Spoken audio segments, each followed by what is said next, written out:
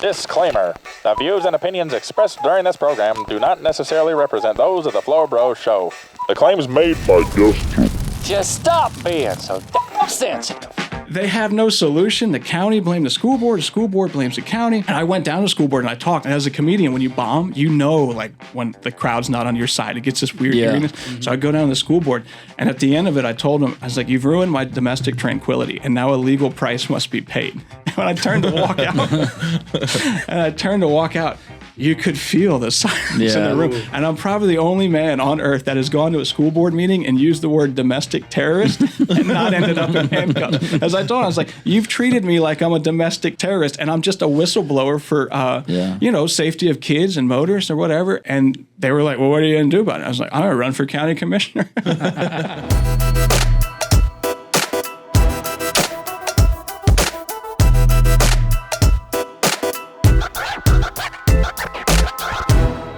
Thank you for tuning into the FloBro Show, presented by FLOrigins. Welcome to the FloBro Show. Today we have Hillsborough County's bad boy. He's got a lot more enemies than he does friends, but he's still a hell of a stand-up guy, Matt the Welder. Thank you. Over here we got Blake from Natural Born Filmmaker. We got Aaron. You're a Florida guy. I'm JD from FLOrigins. And let's get into it. How did you get started? We noticed back in 2020, when you scroll back on your IG and stuff where you got started, explain to us what gave you the inspiration to kind of come out and tell people about the corruption and all the BS that's going on? Oh, they screwed with me, you know? Yeah. Oh, yeah. They were like, "What are you going to do about it?" And I was like, "Oh, it's one of those." Yeah. And they tried to make me out as a crazy man. Like, they'll spread rumors about you and stuff behind your back, like the people in power in Hillsborough County. Yeah. And they're the corrupt ones. They're the ones that are like breaking the law and stuff like that. But because they make the rules, they can get away with it. And they were like, "What can you do about it?" And I was like, "You asked." It's like a liar. It's like a liar accusing other people of lying because they're guilty of lying. Okay, the fire marshal that came out and shut me down, she did that in Apollo Beach to food trucks, right? And she told the lady that owned the food truck, "I was driving by and I noticed some tiki grass on the side of your like carport that's your food truck is under, and I went back and it needed an inspection because it hadn't had one." So somebody tagged me in the post because they know me in a fire. Like, I would have never thought in my entire life I'd get in a pissing contest with a fire marshal. Yeah. Like, it's a weird enemy to have, like a fire marshal. Like, I'm out there like Matt the arsonist, just lighting stuff on fire, you know? But they were like, they tagged me in this post, and I get reading through the comments, and she's using her personal Facebook to do business for Hillsborough County Fire Rescue. Well, right there, you're breaking the Florida public record law, because if I ask for those documents, are you going to give them to me? You know, like, because she's using her messenger and stuff like that. And then I find out what she did to this business was she went and, you know, used it and went back to the thing in her office and was like, "Hey, you need an inspector." So she sent an inspector out there and closed the lady down. So when I got on there, I was like, "So Tammy, you're just showing up and shutting these little small businesses down. Why is that?" And she got mad and she goes, "I didn't just show up. You're lying." And it was like she just figured out her computer has a thesaurus. She used a word for lying that was way too big, and she thought it made it sound articulate, but really I was just like, "What? Why would you use that word?" And she's like, "You're a liar," is basically what she called me. And then the lady was like, "That's not what you said." She goes, like, "I had an anonymous complaint," is why she was out there. She goes, "That's not what you told me back in January." And the lady produces an email that says, from Tammy Zerler, that says, "I was just out there and I saw that you need it. So I put next to each other. I said, 'Hey, which is it? Did you get an anonymous complaint? If so, could you provide it to us? Or did you just drive by and see it?'" She deleted all of the comments off of that Facebook feed. She was guilty. Yeah. Imagine that. They don't like being called out. Yeah, people don't, especially politicians at the local level, because they're corrupt. They don't like to be called out. And when you do, that's when they start, throwing stones in a glass house, and somebody like you comes along and puts them in their place, and they don't like that even more. A lot of it started with a left turn. You know, like if I had to write a book, I'd write the ballad of a left turn. Yeah. So I was taking my daughter to school one day, and I made a left turn in school, but they have signs that say no left turns, right? And you can't make a U-turn anywhere. It's a 2-lane little country road, and there's no place to turn around. They're like, just go up there and use the church, their parking lot. And I'm like, that's not fair to the church. Like, they paid to have that asphalted and stuff, and you're not helping them out with their bill. And I even tried to use the road north of the school. It's a public road to turn around.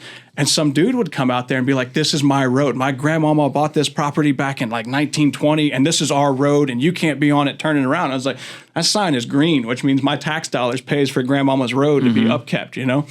And it's not blue. Yeah, it's not a public road or private. And so I make a left turn, and a guy comes out, the security guard, you know, and he films my daughters and stuff. And I didn't say anything to him. Well, the next thing I know, I'm at the house and I'm in my shop and I'm working on stuff.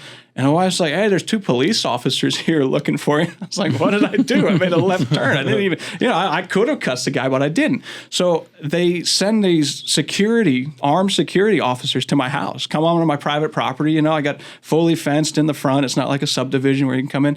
And they delivered a letter from a principal. Like, I was like, are you serious? Right? I said, this got my address on it. This has the school's return address. The only thing it's missing is postage. You could have mailed this to me. They tried to intimidate me. Yeah. And I don't fault the 2 guys that were on the property, because like, they were nice. They were nice guys, but they sided. They were like, we told them there's better ways of doing that. They didn't want to listen to us. They were just doing their job. But they didn't know my Ring camera was picking up the whole conversation. And they were like, there's a better way of doing this. They know it's a nightmare, blah, blah, blah. And I was like, why are you here? Why are you on my property? So I called, and they're like, the school, I get the chief he's a co-chief of school. They got so many made up positions, you can't keep track of it. And he's like, I was like, why are these men on my property? They're not cops. They have no arresting powers. What are they doing here? And they drove up. They got a light bar on the top of the car. It looks like a police car and stuff. And they were like, that's just how we deliver them. And I was like, so if I go and rob a bank at Hillsborough, anywhere in Hillsborough County, and they send me like subpoenas or something like that, the process server comes out, they're not armed. Why are your men armed on my property? And why are your men on my property, period? And they were like, that's just how we do it. I was like, let me see the procedure. I put in public records request. I get a call from Hillsborough County attorney. He goes, we don't have a policy for it. I was like, so you're sending armed men to people's houses and you don't have a policy for it? And they're like, yep, pretty much. Wow. I was like, but wait a minute, a co-chief of school told me procedure was followed to the T. So how could you follow to the T if it doesn't exist? There's no existing policy. And they were like, I just stopped. And when you get them in a corner, they're like, just stop talking. Don't talk to this guy. He's no good. Don't talk to this guy. So they sent these guys on my house. I made a big stink about it. And then I finally get the county commissioner, the guy I was running against, Michael Owen, to come out there 5 months. 5 months after sending his office cars driving around on sidewalks, doing U-turns because there's no place to do it, through people's yards and stuff, kids walking on sidewalk, no cares. 5 months after, and then they finally put the guns on my property, they come out. He didn't even say hi. He wouldn't shake my hand. He wouldn't look me in the eye. He walked by me like a couple of Baptists in a liquor store on a Saturday night. He just went right that way. And I was like, it's like that. All right. They brought 7 deputies. Wow. 7 deputies for this guy. There was more security for that county commissioner than Trump when he got shot. And I'm one guy. I'm unarmed. I'm not crazy. But they tried to make it out like I was crazy. They then give me a packet and they're like, we've been out here with the road department. And the road department says everything's kosher. There's 31 pages. I go back and I read it and I'm like, either you guys are the dumbest people in the world or you've never read this document, because they're telling me where they want you to come in. They want you to come in north of school and park off to the, on the right of way that they paved. There's no stopping and standing signs there. Mm-hmm. So if I make a left turn, I get a ticket. If I'm stopping and standing and a cop wants to be a jerk, I'll get a ticket. There's no legal way to enter your school. And they're like, we don't know how those stopping and standing signs got there. And I'm flipping through this document. I got in the truck, actually.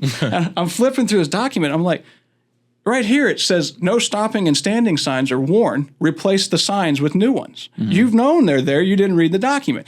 And then it says, we recommend a left turn lane be added because there's 48 cars north that are turning left in the school. But the county went with cheaper alternative, putting a no left turn sign because that's going to stop people. They were going to put bollards in the middle of the road. And I was like, what about the farmers? I mean, these aren't small tractors out there in Plant City. These are like 6-cylinder diesels and their implements are as wide as the lane.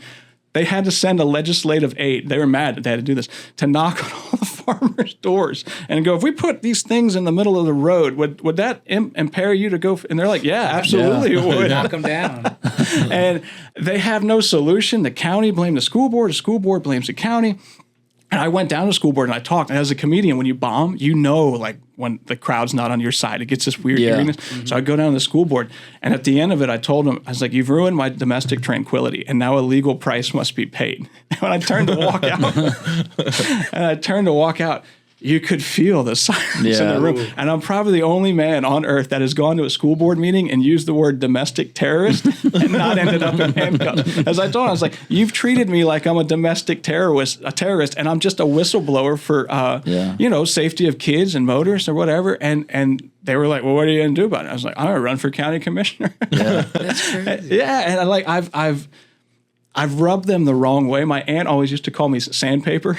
She's like, "You just rub people the wrong way, but you got a big heart. You do anything for them." She's like, "Unless they don't like you, then you're you." Yeah. So was running for a government position something you kind of always had in mind, or was it you just kind of got tired of the things the way they were? Like, how do you make that jump basically from just comedian and doing videos and stirring the pot online to like, you know what, I'm gonna run for a position? Like, what was that jump like, and what was the major kickoff for it? Well, it was the left turn, and then it was like, these people are incompetent. They're not even reading the own They thought this document that they give me, they called it a preliminary report, was going to make me go, "Oh yeah, they did come out here and look." And I read it, and I was like, what I told you is right here in this report, and you overpaid from some dude in Clearwater, some consulting agency, to tell you this.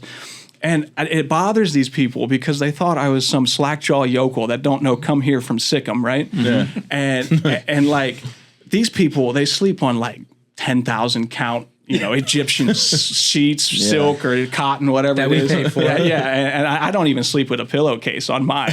And they're looking at me like, this guy raw dogs his pillow at night, and he's making us look like a fool. And that's what triggered them, in my estimation, to send the fire marshal and shut those two venues down. They're like, this guy can't win. If he wins, it's not going to be good for our little clique. Yeah. Yeah. I like that you're doing this because I'm kind of the same way. Like I'm somewhat of, I would say, an instigator or an asshole, but I get down, I'm blunt with facts. And then people who are sensitive or know that they're guilty are usually the ones who react in a sensitive way, which you're acting that way because you're guilty and sensitive. It's not so much that you're an asshole, it's that you're kind of like a crusader. There you go. Yeah, that's a good word for it. Like people will come up to me. I've always had my name on my shirt, but nobody knew my name. Yeah. And now I'll go places like Walmart or whatever, and people will come and they're like, "You're Matt the Welder." Yeah. And like I was at Wiki Watchy with my father. We were watching the mermaids because my daughter loves mermaids. And some guy goes, "You're Matt the Welder." I was like, "Yeah, that's my father, John the mailman." I met your father at that event. Very nice guy. He's wild. When you get to talking to him, he's hilarious. Some of the stuff he did. Like one day, he used to have all of his. He's the oldest guy in the post office there in Port Richey, and all of them, when like all their old timers that still worked with him before they retired, they were coming out of a bowling alley one night, right? And me and my mother and my brother-in-law at the time, we were waiting for him to come out because he had a PA system in the truck. So we see all of the mailmen come out. My brother-in-law gets on the PA and goes, "Mailman, hands in the air." And they're all in their uniform, right? And they're looking at each other like, "Are they talking to us?" And the other three guys go to put their hands in the air like this. My old man goes, "I know that voice." Yeah. He goes, "It's my wife." My wife is doing something to screw with us. like my old man, when you meet him, you think like he's mean sometimes, right? But like my mother has messed with that old man so many times. Like his back was out one day, and she went and got a baby alligator from the neighbor because he was breeding them, and threw it in the bed with him. Oh man, that's next level. Yeah, like she instigated that. That's old how you man do like pranks crazy. In Florida. Yeah, well, we used to like he didn't like rats. It didn't matter. Like when he's scared of rats, like I inflated a rat. Like it was selling rat poison or whatever, and it was this big ugly inflatable rat holding the sign. And I put it under his bed, like under his blanket and stuff. And he comes home and he goes, "What has she got on my bed?" And he flips it over and he sees the rat and he takes off running. Like if we wanted to get away with something, a rat, as a kid, we'd go, "Hey, Dad, you want to see this rat?" And he's like, "No." So one of your crusader style mentalities, which I love, is keep the rural areas rural. Yeah. Do you know all of my competitors? They've copied everything on there. Oh, really? Yeah. Because they see you're on to something. Like that's how you actually get the local folk to follow you is by that. And that wasn't like, that was just what the problems we have, right? But they're so out of touch with the local folks. They're like, people like him. Let's copy him. Yes. So the first guy I was running against, the guy that shut down the agritourism barns, he copied those, and he's an attorney, right? And on his Facebook page, when he was running against me, he basically used the same stuff, worded it a little different or whatever.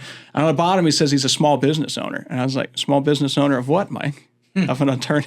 Why don't you want to say you're an attorney? That's supposed to be a prestigious job, and you're getting beat by a welder. That's got to be embarrassing. You're just trying to pander to the same crowd kind of thing. And though we just wanted to be left alone, that's because they come on my property with their guns. And they were like, no, we have a right to send our men on your property in their job duty. I said, you do not. You absolutely do not. First of all, they're not law enforcement. Right. They have a right on private property if they stop at a Publix, get something to eat, soda pop, use the bathroom, something like that. They have no business on my property, none whatsoever. And they tried to justify it. They're like, no, we totally do. So I start doing some looking into this secret police force that Hillsborough County Schools has. They're so unprofessional. It's unreal. One guy pawned his pistol that taxpayers paid for. He got arrested for it. Another guy, I was talking to a reporter about the left turn and all that stuff. She goes, I told her that. She goes, they are very unprofessional. One of them got caught touching a first grader or something that. Oh, jeez. And when you try to talk to their boss, John Newman, he was an old TPD, I forget, sergeant or something like that. He won't talk to you. And you're like, why are your men on my property? He's like, I'm in a meeting. I'm like, you can't be on a meeting every time I call you. You just can't. It's impossible. Yeah. It's literally impossible. Why don't you want to talk? I think that we just want to be left alone is great because there's a lot of people who feel that way, who live in, Plant City or northern part of Pinellas. It's everywhere. Even in the east part of Manatee. I mean, there's so many people who, I think that's why you're so popular on TikTok and Instagram, is because you speak to the native Floridians who see that we just want to be left alone. Yeah, we've been saying this for 20 years. Just leave us F alone by now. The crazy thing is, this feels like a Archie Bunker style chair. It has the same shape. Archie Bunker. I just want to put that out there. So I was sitting in my hot tub, right? Because oftentimes I get in my hot tub and I relax. And I've had hot tub jokes since before I had a concrete one. It was inflatable. And the Snap-on man would be like, you want to buy a tool? I'm like, dude, I just bought an inflatable hot tub. Yeah. I have no money for expensive tools. Now it's a concrete one. It's the actual one, right? And I was sitting in my hot tub and I was listening. You guys know who Marv Haymeyer is? Mm-hmm. He was the guy from Colorado that built that dozer. Oh, yeah. Okay, now I do. Yeah. So that dozer has always been my logo for my company. And they decided to screw with, out of the 48 cars that made a left turn, they're like, let's go with the guy that's got the kill dozer on the back. Yeah. He seems fun to mess with. So I'm sitting there, me and my wife are in the hot tub, and we're listening to Marv Haymeyer. He made a tape before and I might say his name wrong because I'm horrible with names. He made a tape before he did his thing. And the tape, he said, if God didn't want me to do this, I wouldn't have got this far. He goes, I thought that while I was sitting in my hot tub. I was like, whoa. That's freaking. I told my dad that, and he goes, don't build anything stupid. Yeah, really. Whoa. But it was like that, like, whoa, me and Marv are on the same page. And when you look at Marv looks a lot like me. No, when really? he was younger. Oh yeah, if I had overalls and the same ball cap, I could pass for Marv. Nice. Yeah. So I see the infrastructure before development. That is another common mistake that has been going on That's huge with development in Florida, all across Florida. Yeah. So I tracked that too. I say tracked it. I had that infrastructure before development. And they're going to build on an old phosphate pit in Dover, and it's a Superfund site. Hillsborough County, our government, leased it from the American Cyanamide Company, a pond on the property. It's a 3,000-acre property. They leased a pond, and they dumped 18 million gallons of waste oil into the pond. No liner, no nothing. Just dumped it back in, I think it was 1970, and then around 80 when they came up with the Superfund stuff, the EPA. When you can get away with it. Yeah, then they were like, okay, we got to clean it up. So their cleanup is dig out 2 feet of dirt, everything's kosher, everything's cool now. But the problem is you dump so much oil into the ground, it's now in the Hawthorne level and the aquifer. And when I told that to the environmental consultants that they had at the meeting, the public meeting for the development, they were like, how do you know? Because I'm dressed in my jeans, my boot, my cowboy hat, and they're like, how do you know what the Hawthorne level is in the aquifer? I'm like, as I can read, and I read the 5-year report from the EPA, and I said, it's moving north and northwest. I said, have you tested the land out there for radioactive material or whatever? And he goes, nah. I said, why? He goes, because we don't have to. I said, why is that? He goes, as phosphate mining is not associated with any radioactive material. And I was like, what did you just say to me? I said, if that was true, why in 1950 did the Riverview plant down in this Mosaic now, it was Garden A before, why did they have a uranium extraction facility? His face turned red. I mean, he says face turned red like I just cussed out his wife or something like that. And I said, let me guess, you worked for the phosphate company either as a PR rep or a spin man to try to make it. He goes, for 35 years. How'd you know? I said, because that's the same rhetoric that they've sold us all these years and years over and over the place. I said, so let me ask you this. Have you guys in here, you ever heard of Oakland and Grass Ridge communities in Polk County? No, I haven't. Okay, they built on an old phosphate mine, and the people got really sick. It wasn't Mosaic or Garden A, it was Drummond, and when they got done with the land, they're like, we're going to build houses on here because what do you do with thousands and thousands of acres? They built houses on the slurry pits out there, and like I was reading through articles and stuff, and they were bragging about the clay pits, they call them or whatever, because like they're like, yeah, when you hit the clay, we might have to jam these pylons down into the ground to reinforcement. So you just add a couple, like 5,000, 10,000 more on a house and everything. Well, those houses, some of the ones that were built on them like slurry pits, the people were experiencing like 11 to 21 times the amount of like normal radiation of what like the cutoff. It was 10 to 21 times higher than what the EPA said was good. Wow. They sued. And they recently won it, but some people, they lost their wives, they got cancer, all kinds of stuff. That was on the news a lot, wasn't it? I think I remember, like locally, I remember seeing that. I know the Ledger, Lakeland Ledger, did a story on it. I don't think Fox 13 or anybody does like that because they're real hesitant. The phosphate money, they have so much money, and that they can buy people's silence. And there's a law in Florida that says you can pollute your property as long as it doesn't go off your boundaries. So I asked this consultant, I said, can you guarantee neighbors that when you're developing this 3,000 acre, old sludge pond and phosphate thing, can you guarantee that the development won't mess with the attenuation of pollution? And he looked at me like his head turned sideways. Like, where did you learn that word? I like to read. Yeah, right. And he goes, no, I can't. I said, then why are you trying to build on this property if you can't guarantee neighbors? There's a guy in, it was down here somewhere, Mayaca area. They built a phosphate, or they got it zoned to build a phosphate mine around his house. And he was a organic farmer. The FDA pulled his organic status because of the dust that was going to come over and contaminate his crops and stuff like that. You know who that might be? No. It's Garrett somewhere, but I forget his last name because he goes by Mayaca or something like that. Nice guy. I do this thing, like I can't remember names because I meet so many people or whatever. So what I do is like the closest like thing I can remember to, whether it's Uncle Fester or whatever, I put you in my phone as that. Like Fester, my one neighbor, I've known him for 6 years. He's in my phone as Trailer Park neighbor, maybe Rick. Like maybe he's Rick, maybe he ain't. Right? He looks like a Rick. Well, exactly. And we've built fences together. We've had beers over the fence together. I've had him over at parties and stuff. Have you ever called him Rick? Everybody has a solution to figure out his name, but like my kids call him maybe Rick. So he's maybe Rick. From maybe Rick. Yeah. They'll be like, I see maybe Rick. And one day we were partying with him, right? And somebody brought moonshine that they grew in Keysville area, and it was some good moonshine. And it was in like the big mason jar, whatever. He drank almost all of that stuff. And then I didn't see him for 3 days. I was like, oh no, I killed maybe Rick. Oh no, maybe killed maybe Rick. Yeah. And then I see him and he's staggering. I was like, dude, I thought I killed you. He goes, I went home and I fell through my screen door. Oh man. And I slept on my porch for a couple of days. Wow. He goes, that was some good moonshine. You got any more? And I was like, dude, I thought I killed you. Yeah. You're cut off from moonshine. Yeah, don't be drinking that stuff. Well, I've had moonshine before. It'll sneak up on you really quick. Yeah, it makes your face all red and stuff. And it was some good stuff. I wanted to talk about, I really liked your video, and a lot of people in Florida probably see these yellow signs on the side of the road. Yeah. Can we kind of just give a little rundown about Florida has some of the best politicians. Sorry.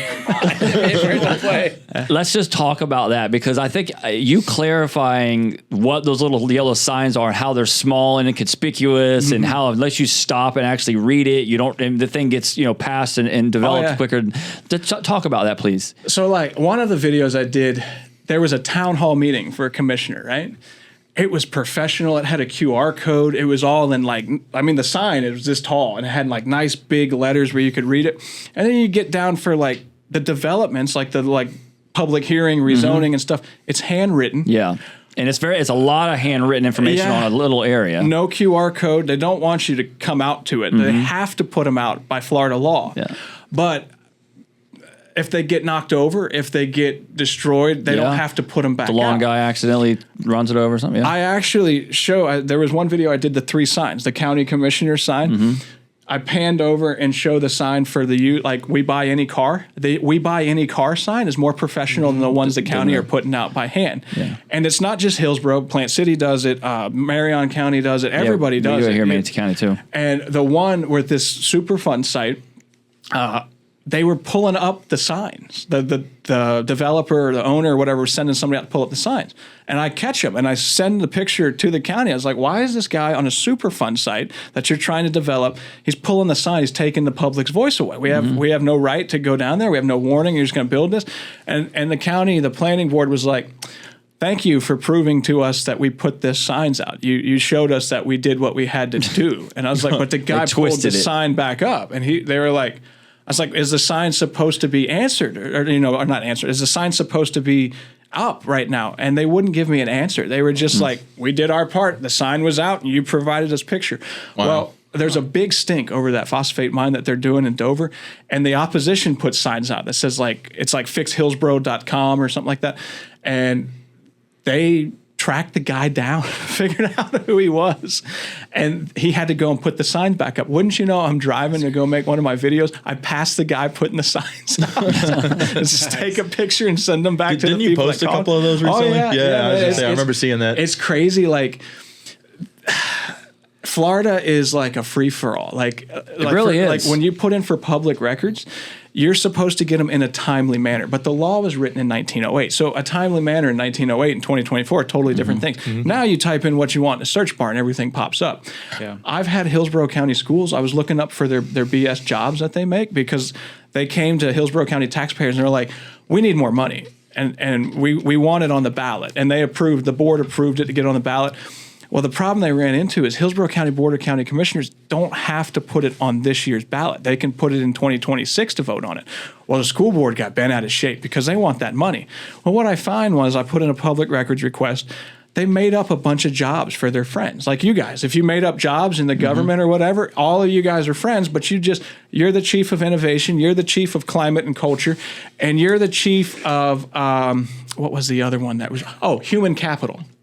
What the hell is human capital? Well, I mean, that's kind of how this podcast actually happened. Yeah, exactly. So nailed our title. So I wanted to see how much those jobs pay because I read it in a Tampa Times article from 2018 or something like that, and I put in for it, and I want to see how much the superintendent makes. Superintendent of Hillsborough County Schools makes $330,000 a year. $70,000 more is making as much as the president of the United States. Wow, man! And then I said, I want to see how many regional superintendents you got. They have 13. Wow. They all make over $120,000 a year. Average is around 130, 140. And then the BS jobs, I was like, I want to see how much they pay. And they send me a chart. And the chart has none of the jobs I requested, like the climate and culture, human capital, and all that stuff. Nothing. And I'm like, where's the jobs? And they're like, some of those jobs you put in for don't exist. And I'm like, so you're telling me I send back that screenshot of Tampa Times. I said, you're telling me the Tampa Times just made up these jobs and their salaries for a story? And she was like, the lady on the other end was like, no, but that's an outdated article. Some of that information might not be current. And I was like, so do the jobs exist or not? Yeah, really. And we went back and forth 8 emails before she was finally like, the jobs don't exist. And she's like, there's no records. Because I was like, can you provide me proof where you've cut these jobs out? No records to match your criteria. Why did it take 8 emails? Why couldn't you just tell me the truth on the first one? Yeah, really. And they can do that because nobody's holding them accountable. Nobody wants to put in public. You could put in a public record for any county you want. It doesn't matter. Even though you're in Manatee, you put in for Hillsborough, you put in Miami-Dade. Everybody at any time has the right under Florida to look at these public records. Unfortunately, we don't have the right to have the truth presented to us in public records. They can lie to you a lot with I call it Barn Gate, where they shut those 2 barns down. Mm-hmm.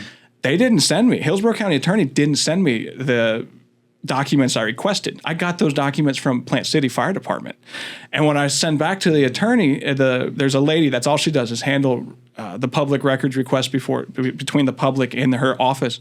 I was like, why didn't I get these? Why is it taking 4 months? I didn't even get the documents I searched for, but I got them in 2 days from Plant City Fire Rescue. Now they're a smaller agency or whatever, but I mean, that's not my worry. You know, you're the guys in charge. You should have a system put up where you get the public records out as quick as you can.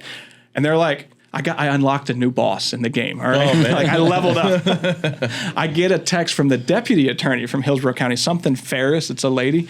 I will be your point of contact from now on. I was like, sweet. Nice. Maybe you'll get some stuff done. Will you give me the public record now? Yeah, and I still, they send them back in this like drive. You can't open them on your phone. You got to go and find a computer, because who has a computer nowadays? Like a zip file. Like we've gone back to 1999, like where nobody has computers anymore. Everybody's got tablets, but we didn't have tablets back then. You had encyclopedias. So when are we going to upgrade those yellow signs in the state of Florida to? I mean, there's got to be a better way than just. Well, it benefits the developers. Yeah, I know it does. And money talks and BS walks. You know what I mean? Like it's everywhere. It's Sarasota. It's all over the place. And the other crazy thing is, like Adventure Island. Adventure Island's built on an old landfill. Mm-hmm. They're supposed to be doing groundwater monitoring there, right? I didn't know that. No groundwater monitoring. You can't find any data that they're monitoring the groundwater or whatever. And before it was a landfill, it was a military base or something like that. You can't find, it was the Bougainvillea landfill back in the day. I can't find any documents from Florida Department of Environmental Protection or Hillsborough County. I think Hillsborough County lists that it's there, but when you go to FDEP's website, you can't find data. You find that you showed me that there's a landfill there. Show me the pollution that's thing. Before 1970, all of the landfills, somebody told me that works for FDEP, they were all unlined. There's no liner in the bottom. Mm-hmm. All of that pollution is sneaking down into it. Mm-hmm. Edward Medard Park, there's a landfill in northwest corner. They dumped oil sludge in there. All that stuff, it's unlined, was sneaking, it's going down, it's percolating. There's a 700-acre lake. All of that oil stuff, the PCBs, has made it into the lake to where they don't allow you to swim in it anymore. They used to let you swim in it. Mm-hmm. You can still swim or you can't swim in a lake. You can fish in a lake. You get no warnings about the pollution from the Hillsborough County. Mm-hmm. But as long as you pay your fishing license, go out there and fish. And before they capped it, they put like a vinyl cap over top of it and some clay on the one side. The sludge was actually coming up out of the landfill and making it onto the road right there on the roadway. And I sold a tractor implement to a guy. He was on the West Coast. He was into the oil field. And we were telling him about that landfill and how they had oil sludge. He goes, you know that stuff comes back up, don't you? I said, that's what the article said. Yeah. It came up and they capped it. He goes, well, if they capped it, that means it's going out somewhere. It's going somewhere. Same thing. They're supposed to be monitoring the groundwater. They're Hillsborough County is because the federal EPA decided it's low priority. So low priority means they don't have to do really any remediation or whatever there. And Hillsborough County is supposed to be monitoring the groundwater. The problem is, there's no monitoring wells around the landfill. So if there's no monitoring wells, how are you monitoring the groundwater for pollution? You're not. You're just simply not. I mean, I looked at a map. It's on a county park. I looked at a map from SwiftMud, and there's monitoring wells at the park, but there's none around the landfill. So when you go and you look, they have camping in the park. Where do you think they get the water for that in unincorporated Hillsborough County? Well, they drill a well. Mm-hmm. Yeah. And you're closer to the landfill than anybody else. Mm-hmm. There's goats dying around, like livestock dying, people getting sick, people having miscarriages and stuff. Yeah. I actually live down the road from Medard Park, and I had them come out and test my well. The only thing they test my well for was nitrates. Nothing else. Nitrates. And like it's one of those things, the people that are supposed to like think you're looking out for you, they're just monitoring agencies. Yeah. There was a thing, what's the mayor of Tampa? Jane Castor? Jane Castor came out and said, we're almost at our limit for how much water we're pulling out of the ground. Because that's a conversation nobody wants to have. Yeah. Florida can only handle X amount of people. I don't know what that is because I'm not that smart, but I do know that Florida has a finite amount of water. Yeah. And I live by the Eldridge well field in Pinellas County. I was on the line in Hillsborough. They had saltwater intrusion back in 1990. On some of their wells. I had to close them. And people were like, hey, they went to SwiftMud and they were like, why aren't you stopping Pinellas County from pumping? Why are you letting them have salt water on their wells? And they're like, we just monitor. we don't enforce. And I'm like, what? How are you supposed to be in charge of the water in Florida and you just monitor? And they're like, that's what we do. And Jane Castor is on the TV saying, we've hit our limit. It's 82 million, but we're still going to let them build these skyscrapers down in there. And I'm thinking to myself, okay, so we've hit the limit in Hillsborough County, Tampa, Hillsborough County, whatever you want to say, for Tampa. Why are we building these lagoon communities? How much water does one of those lagoon communities take up? It's a 7-acre concrete pond, essentially. Yeah. How much water are you using for those? And they're like, we're going to put permanent water bans in place for the citizens of Tampa, but we're going to let them keep building these lagoons or what have you. Yeah. The crazier thing I found recently doing research, I can't sleep at night. So I sit on the computer. You never want an enemy. You never want to go up against an opponent that doesn't sleep. All right? They got a lot of time on their hands. Going to sleuth mode. They got a lot of time on their hands. And I laugh because the establishment in Florida, they're losing to a hillbilly with a dial-up internet connection. They have no idea. They have no idea how unprofessional my internet connection is, right? So I'm reading the Alafaya River. It's had millions and millions of gallons of just waste from the phosphate companies dumped into it. And the Manatee River and the Peace River, they've dumped a lot in there too. I think the Peace River, not so much, but the Alafaya, they've been dumping since the 70s. And the only thing that changes is the names. First it was Gardner, and then Gardner changed names to, they merged with IMC or something like that, and then became Mosaic. They've been killing fish in the Alafaya for years and years, and the Alafaya dumps into Tampa Bay. So when you go down the Alafaya by boat, what do you see right there on the north? What is that? That would be the north side of the Alafaya River. There's a big stack from the phosphate companies. I mean, Piney Point, you had some land between that stack that leaked or whatever. On the Alafaya, it's right on the water. It's cost taxpayers. They said politicians up and down, and from the local level all the way up to state level, no taxpayer money will be used to clean up Piney Point. They spent $85 million to try to clean it up. Right. And they talk about the liner of Piney Point, there was a liner that's split. Those stacks were built in 1966. There was never a liner put underneath of them. The liner they're talking about, that split, it's way up here. They got fined for it in 1994, $135,000 fine. The company only paid $12,000. Wow. Now you get a ticket. Any of us in here get a ticket, we have to pay the full amount. We can't go and negotiate it down. So when you see all the stuff they dump into Alafaya, it goes into Hillsborough Bay. Do you know where the desalination plant is in Hillsborough County?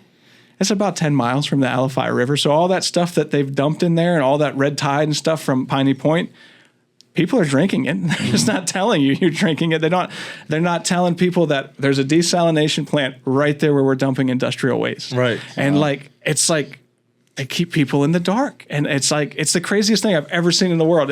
It's bad for us. We know it's bad for us, but it might kill jobs. There's high-paying jobs associated with phosphate companies.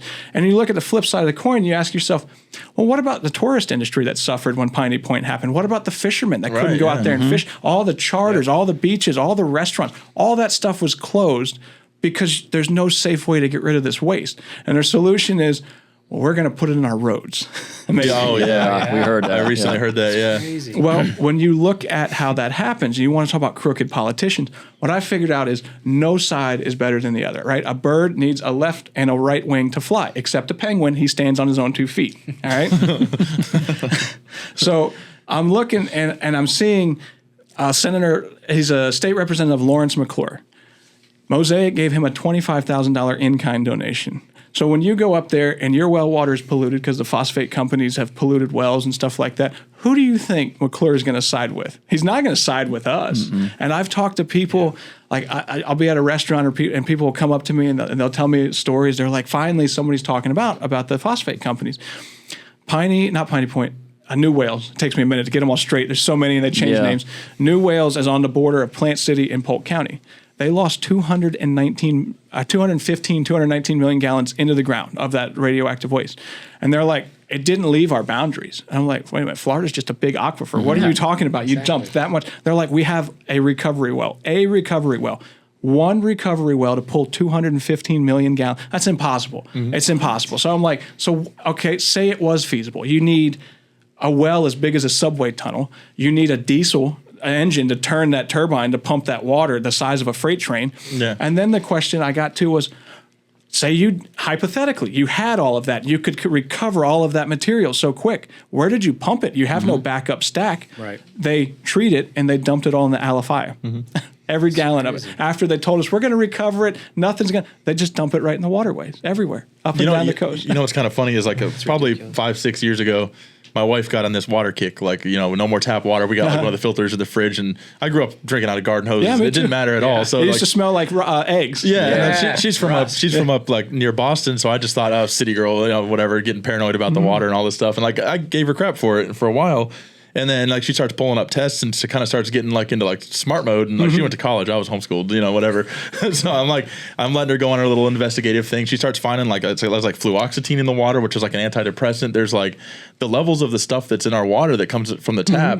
Got to the point where even I, who didn't care for so long, was all of a sudden like, holy crap, that's in like the water that comes out of the fridge. And we put a lot of trust in our government when it comes to water. So now we're like on this water kick. We're like now, and then we're doing glass jars now instead of plastic containers. Like everything's glass, and we break a lot more glass now because we have glass. But when you start cooking stuff and then the plastic turns red, that means the plastic is, decomposing or whatever when you're cooking, and that means that's getting back in the food as much as the pasta sauce is getting in the plastic, and all the stuff that I used to give her so much crap for back in the day. I'm realizing like, man, the water really is a kind of a big deal, and I drink a lot of water. I work outside, so I drink tons of water.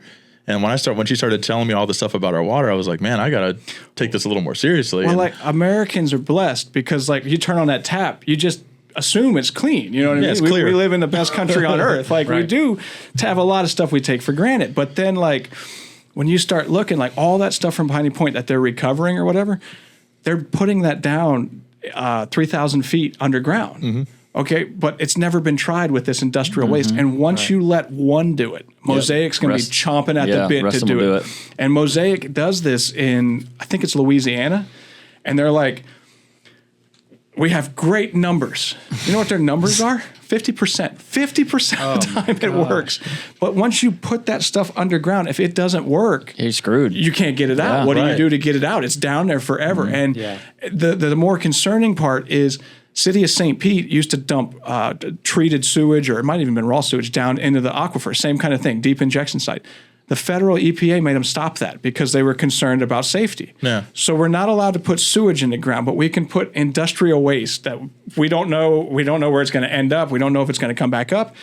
And they're telling the public everything's great. Piney Point was, they just wanted to cover it up. They wanted it to go away. Yeah. At one point, they were putting the stuff on barges. They were telling people it was treated. They were taking it out to the Gulf and spraying it in the Gulf of Mexico. And I guess that their thought was, it's Mexico's Gulf. We don't have to worry about it. It's not named after Florida. Gulf. Well, they do it out that far. Red tide. They do it out that far. So, the funny thing too is like these numbers that you talk about, the safety numbers and all that stuff. Sometimes it's like they set those numbers so high, so they can be like, oh no, we're at a safe level. It's like if you, and I know the same thing even oddly enough on blood pressure machines. I used to be in the safe zone. My blood pressure hasn't changed, but they moved the numbers to where now I have high blood pressure. Now I'm the one that needs medication because I got the highest blood pressure in the room. Because I can tell you that. Because they changed their numbers, and that's what a lot of these companies will do is they'll put the safety numbers and they'll just keep moving the bar. So like as you're testing the water, like, oh, it's well within the safe range. It's like, but what is safe? Just when they tested your my numbers? Water, when the state was testing my water, the nitrates came back at 9.8, 9.7. The cutoff is 10.0, and whatever it is, they got like pp parts per million or mlg or something like that, but it came back just under it every single time until it goes above 10, and it's got to get to like 10.3. The county won't do anything, or the state won't do anything. They're just like, sucks to suck. Yeah, it's in the safe range. Yeah, it's within range. You're good to go. And like if you drink my water at the house, you'll become sick. Like it's killed my goats. It's my dogs. It's killed a couple of my dogs. It's given me problems and stuff. Like I never had like gastrointestinal problems. And you drink that water at the house, and it's not quick. It's not like you're going to drink it and you could poison somebody with it. But over time, you start like getting built up to it. And man, it gave you the worst pain that you ever wanted to see in my life. And that's when I started looking at stuff, and I was like, it's the water. As at first I thought it was on my blood pressure medicine. I cut that out. I still had it. And the only thing that could explain it, I was like, my goats don't have high blood pressure. I'm not out there treating them with the same drugs. I was like, it's the water. And when I say I lost goats, I didn't think it was possible to kill a goat. Like we had them at mom and dad's house. And I mean, they ate everything, bark off a tree, tin cans or whatever. You want to get rid of some goats, you bring them out to my house and I'll water them for you and they will drop. And I mean, they're fine until they're not, and they all drop the same way. I thought it was like bloat at first or something like that. Treat them for bloat. I lost them. I tried everything I could to like save my goats, and finally I sold them. And I told a lady, because I didn't want the lady to buy the goats, and they all dropped. That would be dirty. Really. I was like a used car dealer. I was like, look, something's killing my goat. I thought it was my neighbor, right? And turns out my neighbor's a nice guy. He's not a goat killer, all right?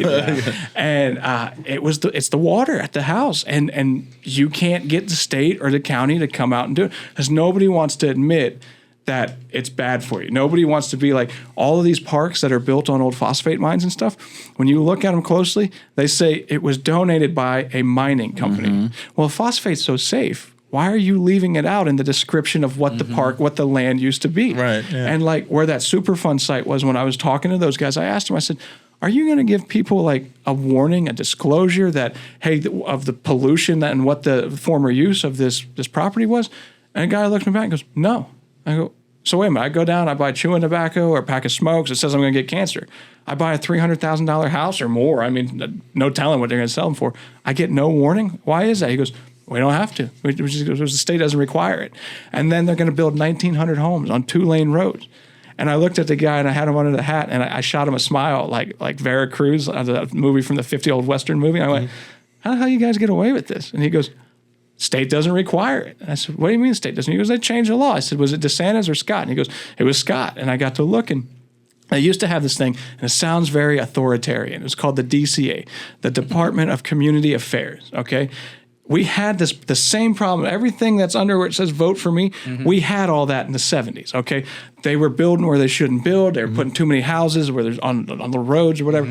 So the state's response was to make the Department of Community Affairs. And what it did was all of the local boards, the county commission boards and stuff like that, or like the boards in Tampa, they all had to pass a state standard. You had to make sure there was enough the roads could handle your development. You had to make sure there's enough schools, enough fire, everything that you'd want, The people we have in charge now, they couldn't win a game of Sim City, no matter how many times you charge. Like, they just can't. They're building on top of old garbage dumps. There's one somewhere in Sarasota. It used to be medical waste. They built houses on it. Well, the funny thing is, right close to where I live, there's what used to be a landfill, and one of the big home builders in the area. Well, actually, pretty well known all the way Hillsborough down south now, but I used to work for this home builder. Is a warranty guy with a horrible job, worst job I ever had. But anyway, that's aside from the point. But they bought this property for really cheap, and it had a big, beautiful hill right in the middle of it. A nice big square hill, like natural Florida hills, and so what was happening is the whole idea was they were going to have one series of houses on one side that was the concrete tile, barrel tile roofs, the fancier houses, and the other side was going to be regular shingle houses. And this hill in the middle was going to be this big selling point. And it had these walking trails going up, and they were going to put a big amenity center on top of it. And it had, in the sales center, they had all these pictures of this big amenity center that's going to go on top of this hill and all this stuff. But it kept failing compaction tests every time they go to break ground and put this thing in there. And they eventually just gave up, and just now there's park benches up there that overlook this reservoir thing over there. And the funny thing is, when I was doing the warranty work, towards the end of when I was working there, some of the warranty calls I would get would be in that neighborhood, and I would have to travel to that neighborhood to talk to the homeowners. And none of them had any idea what that hill was. They're like, yeah, I don't know. I didn't know Florida had hills. I'm like, oh, well, we got a few up the center of the state there. But, when you got a big square hill in Florida, it's usually a red flag. And, it took everything in me not to tell them the history of well, that's where my diapers are from when I was a kid. My dad told me that was the landfill that was active. And now they're building these, probably a couple $1 million houses on one side of it. And it's none of the people that were buying these $100,000 or up to $1 million homes had any idea that the hill was in their backyard. You look out the sliding door, the slope is right there. And it's they had no idea what that hill was. If they do give a disclosure, it's in fine print. Yeah. If you're signing a document for one of these new houses, you have to sit there and read it. And your life depends on it, because some cases it does. Yeah. You got to flip it. I worked it was an old burro pit. So back in Odessa, where I was from, all of the groves, anything that wasn't an orange grove was cow pasture or swamp or what have you. So somewhere in the late 70s, 80s, they were digging out the dirt to send to Tampa for the construction. Well, then they were taking all of the C&D, construction and demolition debris, and dumping it back in the holes. Some of them never got filled back up, ever. There's still rebar, concrete pieces, God knows what.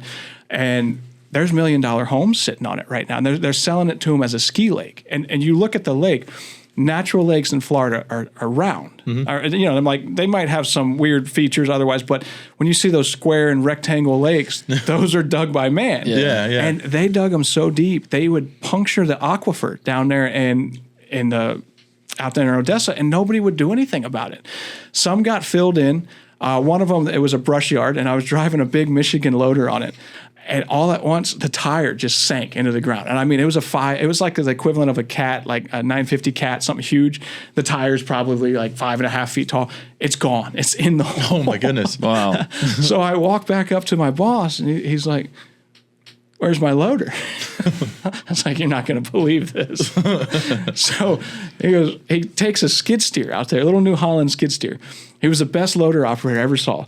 And you could have a pile of dirt like as tall as his house, and he would push it out as smooth as an Eisenhower freeway. I've never seen anybody be able to do that. No computers, no nothing. And he gets there and he's looking at his loader and the tire's in the hole. And he goes, "Get on that loader and put it in reverse." And he pushes it out on the bucket. So we look down in there.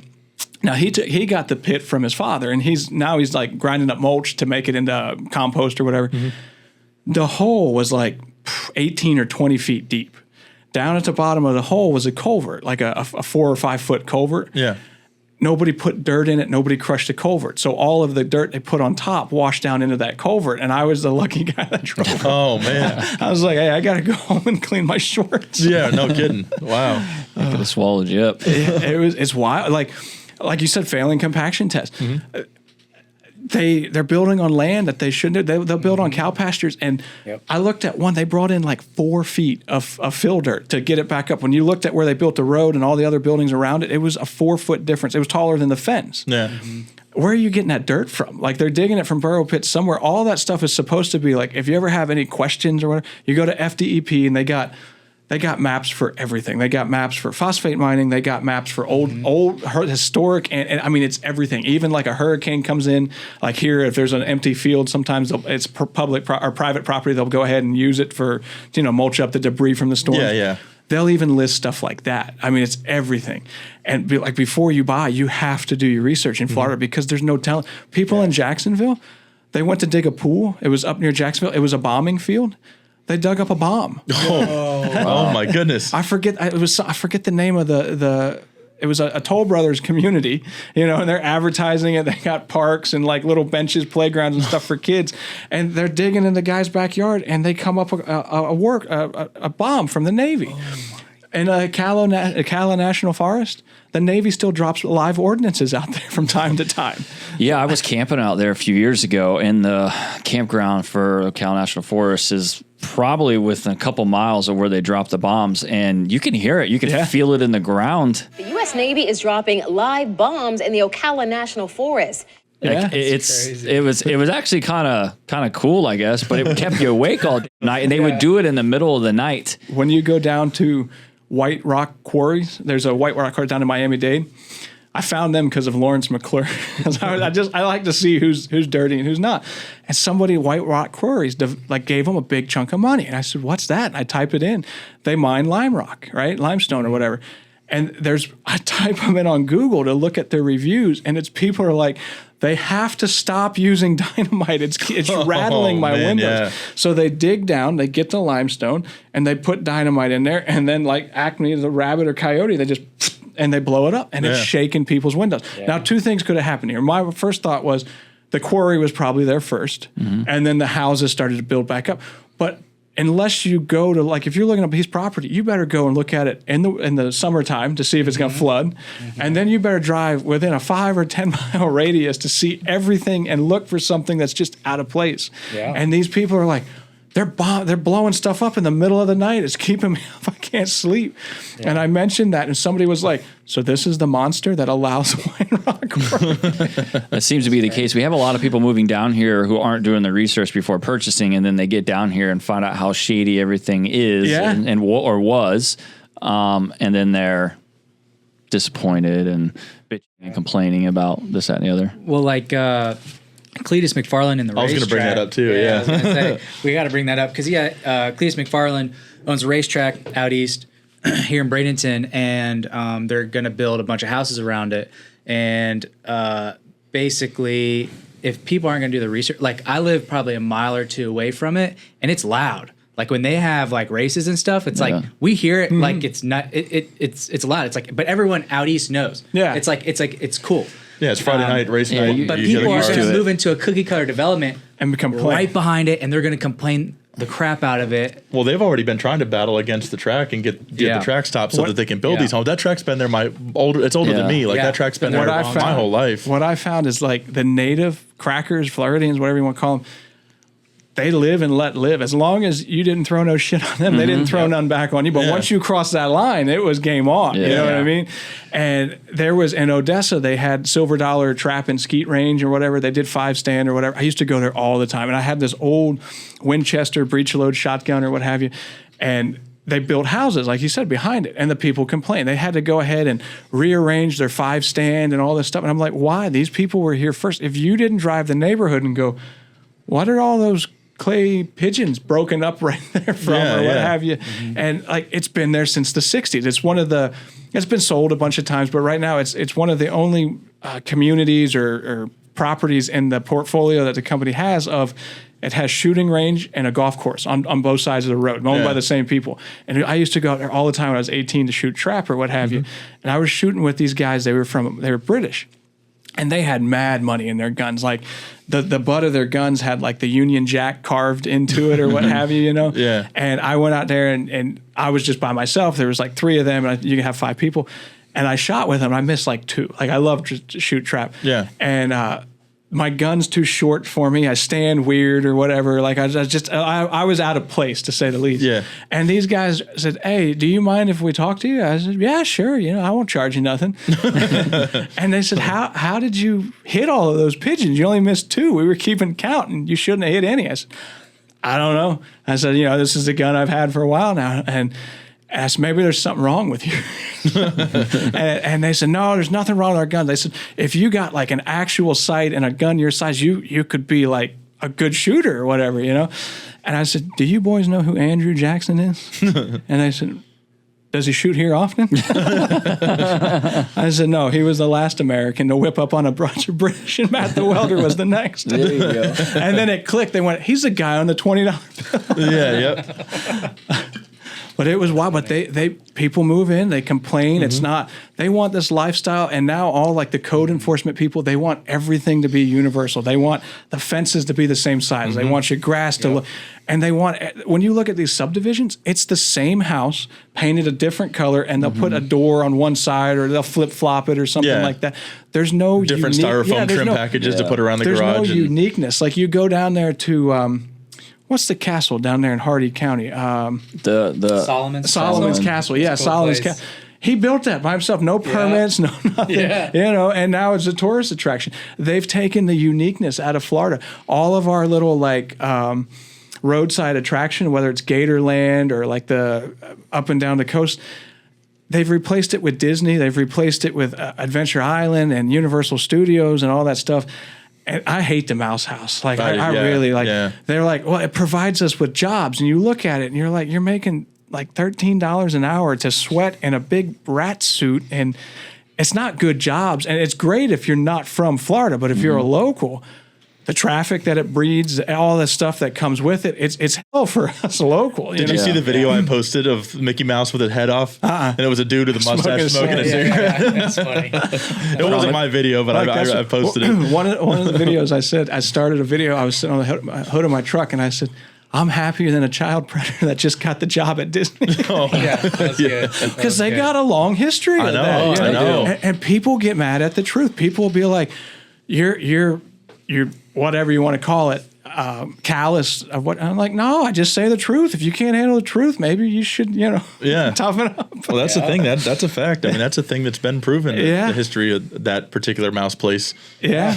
Well, they got like secret things. Like when you look, like Disney had like his own apartment somewhere in there or whatever. And Disney, I think, actual Walt Disney had like big dreams for it, but now you can't even afford to take your family out there. Like, even if you're local. It's like $100 and some odd or something like that. And people will be like, well, you should stop selling your real estate off and you won't have the development and stuff. Tell the natives and stuff. I'm like, here's what happens. you own 100 acres, 50 acres, 5 acres. Next door to you, they buy out and they build all these houses. Now, your house ain't worth nothing. Your property has never been worth nothing, but suddenly your neighbor is selling all of these houses for $600,000, which makes your property go up. Well, yeah, you're paying more on taxes. Like they're literally taxing us out of owning any property in Florida. Like exactly what's happening. You can't buy an acre. You can't buy 5. They want everybody in a cookie cutter house. They want them in townhomes or whatever. I call them Soviet style houses because everybody's on top of one another and like the older subdivisions, like you go up there to Carrollwood and stuff, they were decently spaced apart. There's some of them I can take my hands and touch house to house. I'm like, these aren't houses, these are separated townhomes. One of my favorite things you posted recently was the one where you're out there and you're talking about they're advertising wide open spaces, and you're like, where's this space? Like, where is this space? The houses are touching each other, like, and the sign is literally in front of like these houses that are packed together. There is no space. I was reading a book. Somebody sent me a book. The book was called Swamp Peddlers. And you read through the Swamp Peddlers, and the guy did a lot of research and stuff. And one of the things that he came across was there was some people that they bought property back in like the 50s and stuff, and they couldn't actually get to it because there was no entry. You're landlocked all the way around. And that happened to where my parents live. So where my parents live out there in Odessa, there's 2 dirt roads, and they're both named Foxtrot. It's not, and now if you were smart about it and you say, okay, we're going to put 2 roads that share the same name, you call it Foxtrot Circle, something. Foxtrot Road. Now, needless to say, nobody got their packages because everybody's packages ended up somewhere else. And what they did, the one guy didn't want to give up property for people to get in the back. So they made like my aunt give up 75 feet. My mom and dad had to give up so many feet. So that's how they got the one road. Well, then after a while, the old man sold the property, and then there's 2 roads, and the county was like, just put the sign right there in the middle and straddle. That's a fix. So you could be on 2 sides of this road, and there's a line of trees that separate it, and you're on Foxtrot Road. Instead of coming up with new names, they're just like, go with that. That's how River Ranch and all that stuff. That's like off the grid Florida man out there. There's no, it's not platted. You get a little deed or a lease or whatever, but nobody can build on it because there's no way to get to your property or what have you. And that's only a matter of time before developers see that and they're like, we need this. Because that's how it happens. Like, you'll be driving, the middle of nowhere Florida is suddenly the middle of somewhere Florida. Like, you used to get out to like Avon Park, you used to get out to Frostproof, and it was nothing but orange groves. And to smell them orange blossoms, man, that was like paradise. You didn't know what you're missing until it's gone. I grew up smelling that. Like right out here in Upper Manatee River Road, it used to be a bunch of orange groves and stuff out there. And I remember smelling them all the time. We never had AC in Dad's truck.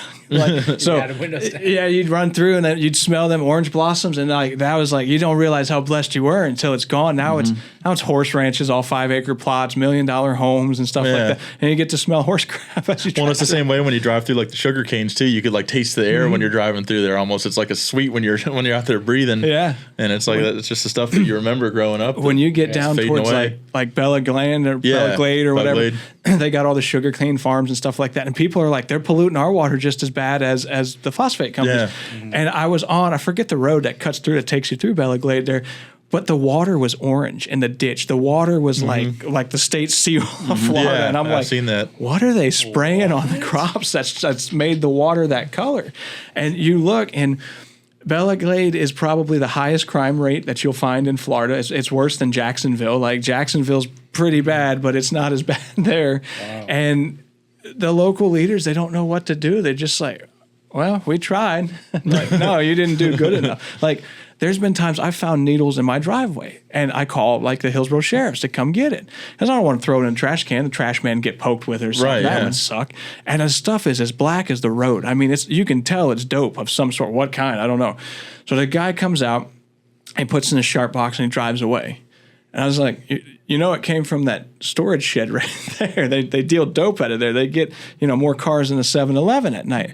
And he goes, there's nothing I can do about it. And he drives away. Wow. I'm like, what? And then you start looking into like Chad Chronister. I don't know what y'all's sheriff's known for down here in Manatee. Chad Chronister writes his name on stuff. Chad Chronister likes to talk about Chad Chronister. He makes it on the news quite a bit. Oh, dude, it's like every squad car, the boat. He was out there on Instagram like, we got a new Marine unit, a new boat. That was a brand new boat. It had Chad Chronister under it. Yeah. You know how much those stickers cost to label everything with Chad Chronister on it? It's a lot of money. One of the construction companies I work for, they wanted all the Caterpillar stickers cut off and their stickers on it. And then they changed names. So we had to go back out there and do it again. It cost them $10,000 in vinyl stickers to put the stickers on there. And when you bring that up to Chad Chronister, he goes, some sheriffs have cards. It's no different. Well, yeah, it's a big difference. Yeah, really. You know, to change over business cards. Yeah, you get 500 cards for $25 or whatever. But to go out there, we had to put the name on your name on the units, and then we got to cut them off of everything. It's a big cost to taxpayer, but Chronister will never realize, because he's not on the same level as us. He was a deputy at one time, and he married. He's well married, I guess you could say. He divorced. From my understanding, he divorced he was on a detail for the DeBartolos. You guys know who DeBartolo is? Back in the day, they used to build shopping malls. His father-in-law is a billionaire, and he was on a detail, is what I've been told, for the DeBartolos or whatever, protection detail. Somehow he ended up marrying the daughter. So like, he was married at the time or whatever. And the more I look into him, I'm like, this guy's no good. Like, his kid stabbed somebody. Chronister got him. He served 2 years for stabbing somebody. And I don't even think he served the full sentence. And I'm like, where did we find these people to be in charge of our government in Florida? Because like, you look at the fire chief that I'm feuding with, the fire marshal. She'll come out and she's holding food trucks to the same standards as like brick and mortar food serving facilities. Firehouses under her watch couldn't pass their own fire code. Wow. You can't make it up. Wow. And like, you put that out there, and my old man was like, you know that lady hates you. I said, well, it's mutual. like I caught her lying multiple times, and you turn that into the county commissioners, and the county commissioners like, what do you want us to do about it? And I even wrote the governor. I was the governor's office. I was like, hey, we're having election interference in Hillsborough County. The guy came out and shut down 2 venues that were only going to host a campaign kickoff. And he's like, the office responds, goes, go ahead and take it up with the county commissioners. And I'm like, this is supposed to be this like liberty-filled utopia. Yeah. But when you start looking a little bit closer, they're doing what they can to hold back political opponents. That's Venezuela-style stuff right there. That's like Maduro, you know? Yeah. And the weird thing about Maduro, why does everybody want to fight Elon Musk? Have you noticed that? First it was Facebook, the Zuckerberg was going to argue with him. Okay, then Elon Musk did something and posted something about Venezuela's president, and he was like, if Elon Musk wants to fight, I will fight. You pick anywhere, time, or place. As we say in Carcarus, if you want it, I want it. I was like, why does everybody want to box Elon Musk? Well, that's kind of like when Trump and Biden were talking about fighting or whatever, and like Joe Rogan and during his stand-up I was watching recently, and he said like, he goes, I want to get in their heads and be like, let's make this happen. I'll commentate for free. Like, let's make these fights happen. But like, why do they think like a physical altercation was cool? If the most American thing to do would be to duel, to get out there on the White House lawn and just go, full Alec Baldwin. Oh man. Have you seen this guy, Sheriff Keith? What's his name? Pearson. And Port St. Lucie. No, it's hilarious. Probably heard. He's literally like, he tried to be like Grady. Everybody want to be like Grady, but nobody want to police like Grady. Right. I just want to play this video because it's hilarious. He's literally, after they arrested somebody. I've seen this. Earlier today, Elijah thought he's going to drive through St. Lucie County in a stolen vehicle and get into a car crash, working closely with the Florida Highway Patrol, not only on the seat, but on land. Elijah's now in custody. Our message is this to criminals. Not in St. Lucie. It's On St. Lucie County Sheriff. I don't know. That was his big film debut. Yeah. Everybody wants to be like Grady. Yeah, exactly. Grady got out there. They shot one of his deputies or shot at one of his deputies. He chased them into Hillsborough County. He didn't even bother asking Chronister for permission. He shot the guy in the crotch, and he goes, we have permanently rearranged his genitals. and what a Florida thing to do, just take 9mm off the top. and then like he held that picture. I told this to Grady, and I told Grady, I said, I make a lot of jokes about you. He goes, I don't care. And Grady is like John Wayne with a photo, you know what I mean? Because he'll get up there, once you mess up in Grady's county, he breaks out that photo of you, and he's like, "This guy did." Oh, this. And he says like this scumbag. Like, he just straight up calls him out in the newscast and too. Like, he caught him. He catches a lot of Disney people out there. Oh yeah, and he likes to call them out too. He had Operation. What was it? Operation Clean Laundry or Dirty Laundry or something like that.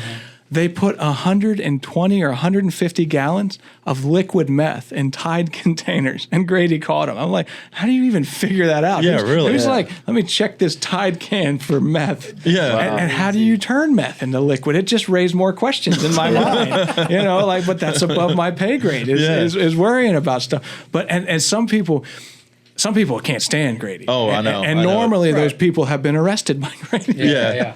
Right. Or they're from another state. They're not. Yeah. They're not used Most FLOrigins were like, that's our guy right there. Yeah, he's in my opinion, he's America's sheriff. I haven't figured out why he hasn't ran for governor yet, because he would win instantly. He would, yeah. But I don't think he wants like the headache or the hassle or whatever, because like Grady's got enough. And people are like, why do you think Grady's so hard in Polk County? I said, have you seen Polk County? Yeah.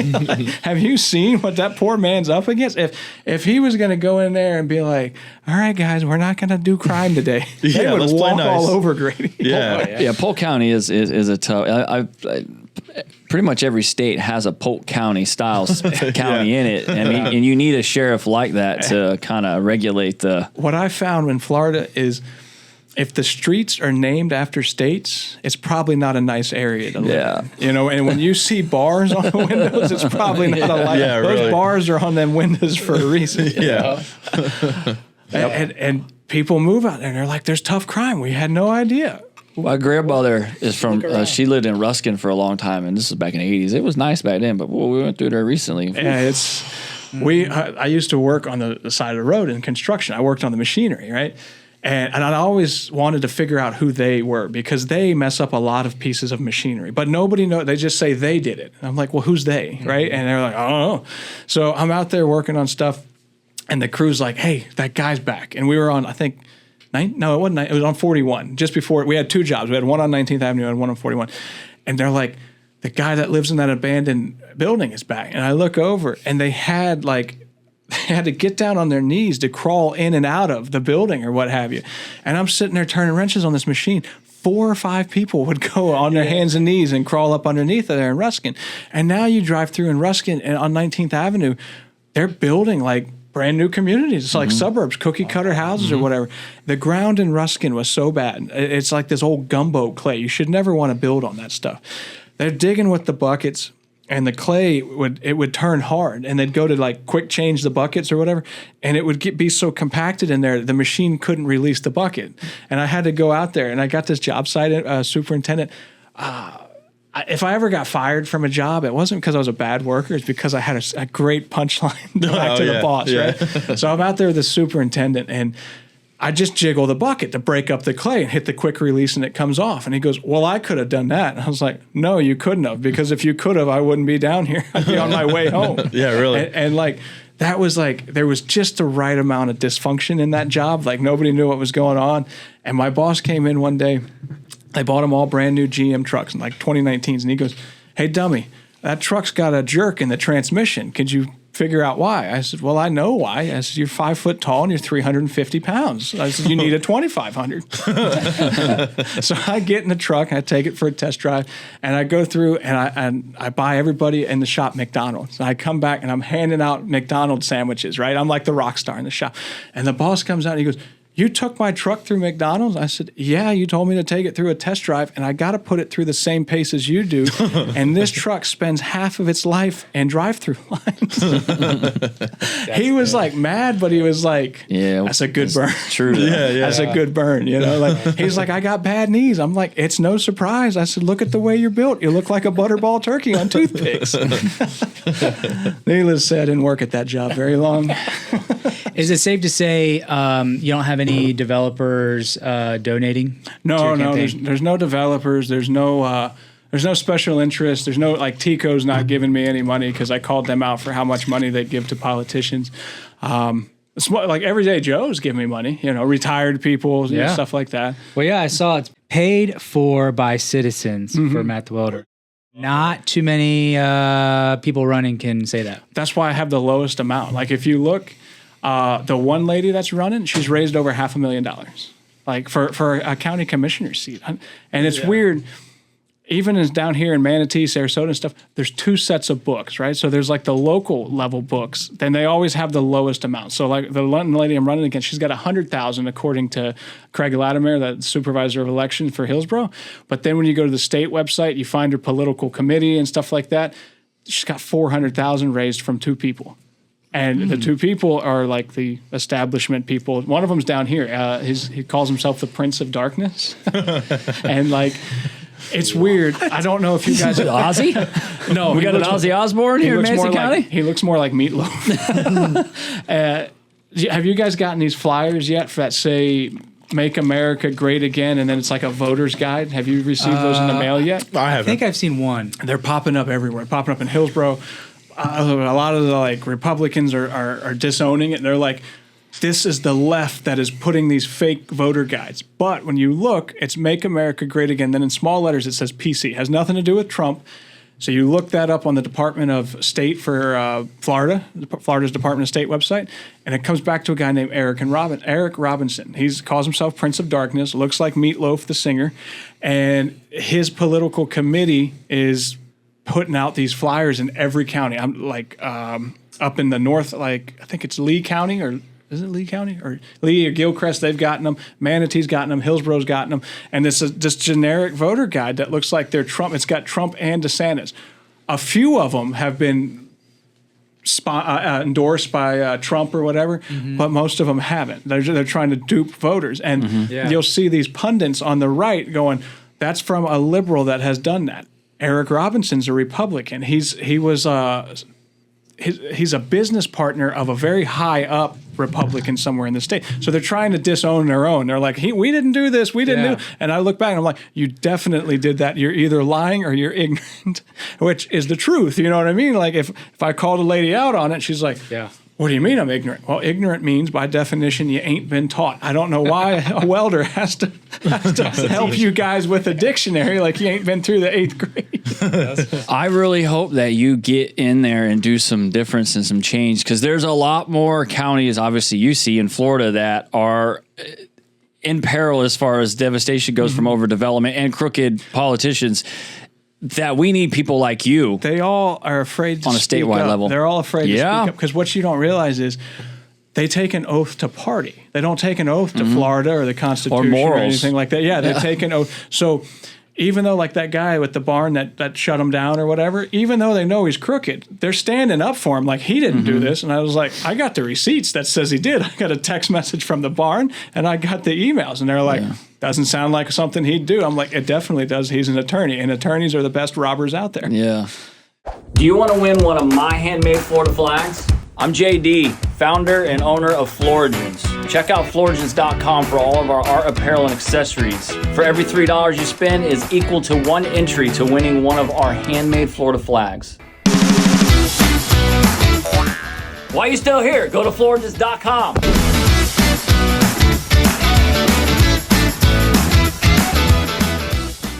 So the flamingo between you guys, what is Kwana? He's part of the conspiracy of Q. Oh, Kwanda? This is Kwanda over here. Oh, Kwanda. She's our mascot. So Q? Is that the other day I was over here. We were kind of doing some promo stuff and all that. JD and I were, and we posted this video a little while back asking like, what's the first thing that comes to your mind when you hear the word Florida? And it generated like 5,000-6,000 comments. It was just one of those conversations started just trying to direct some traffic to the FloBro page. And so I'm like, well, that one worked really good. So we did another one just asking like what people thought of, like what's the first thing when you hear the word Miami, trying to just generate some more traffic, because people got fighting in there, and fighting makes comments boost you up or whatever. So I go in there to copy the hashtags. You know, it's up on the screen, but I go to copy the hashtags, and the last one says Kwanda. And I'm like, it's all Florida stuff. Like all the hashtags are Florida this, Florida that. And I'm like, somebody had a typo? That's what I'm saying. I'm like, so I was puzzled. I'm sitting where JD's sitting, and I'm like, that's Kwanda. Like, what was I trying to type when I typed Kwanda? And I'm thinking like that's maybe just a horrible Florida or something like that. And so I'm puzzled. He's kind of sitting there confused. And then finally it clicks in my head, oh, Q&A, question and answer. And then so we both just die laughing. JD actually fell out of the chair. He was on the floor laughing so hard. And so we were like kind of laughing about it. Like, we got to name something in here, Quanda. Like, we got to use that word Quanda just to, you know, whatever.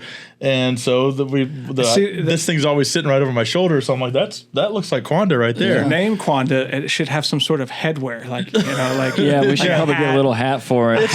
It'll evolve over time. I'm sure we'll add more. Like, we got one behind you. That one we got to name next. All right. I don't know. I don't know what we're gonna name that one. Yeah, and then the you know the antlers. You guys, I thought they stopped making those in the 80s, like lawn darts. Amazon's got them. Oh, I had to find it on Amazon. Everything's got Amazon. Everything's on Amazon. Yeah. You can buy tractor parts. Did you know on Quanda's Amazon. actually from China? No.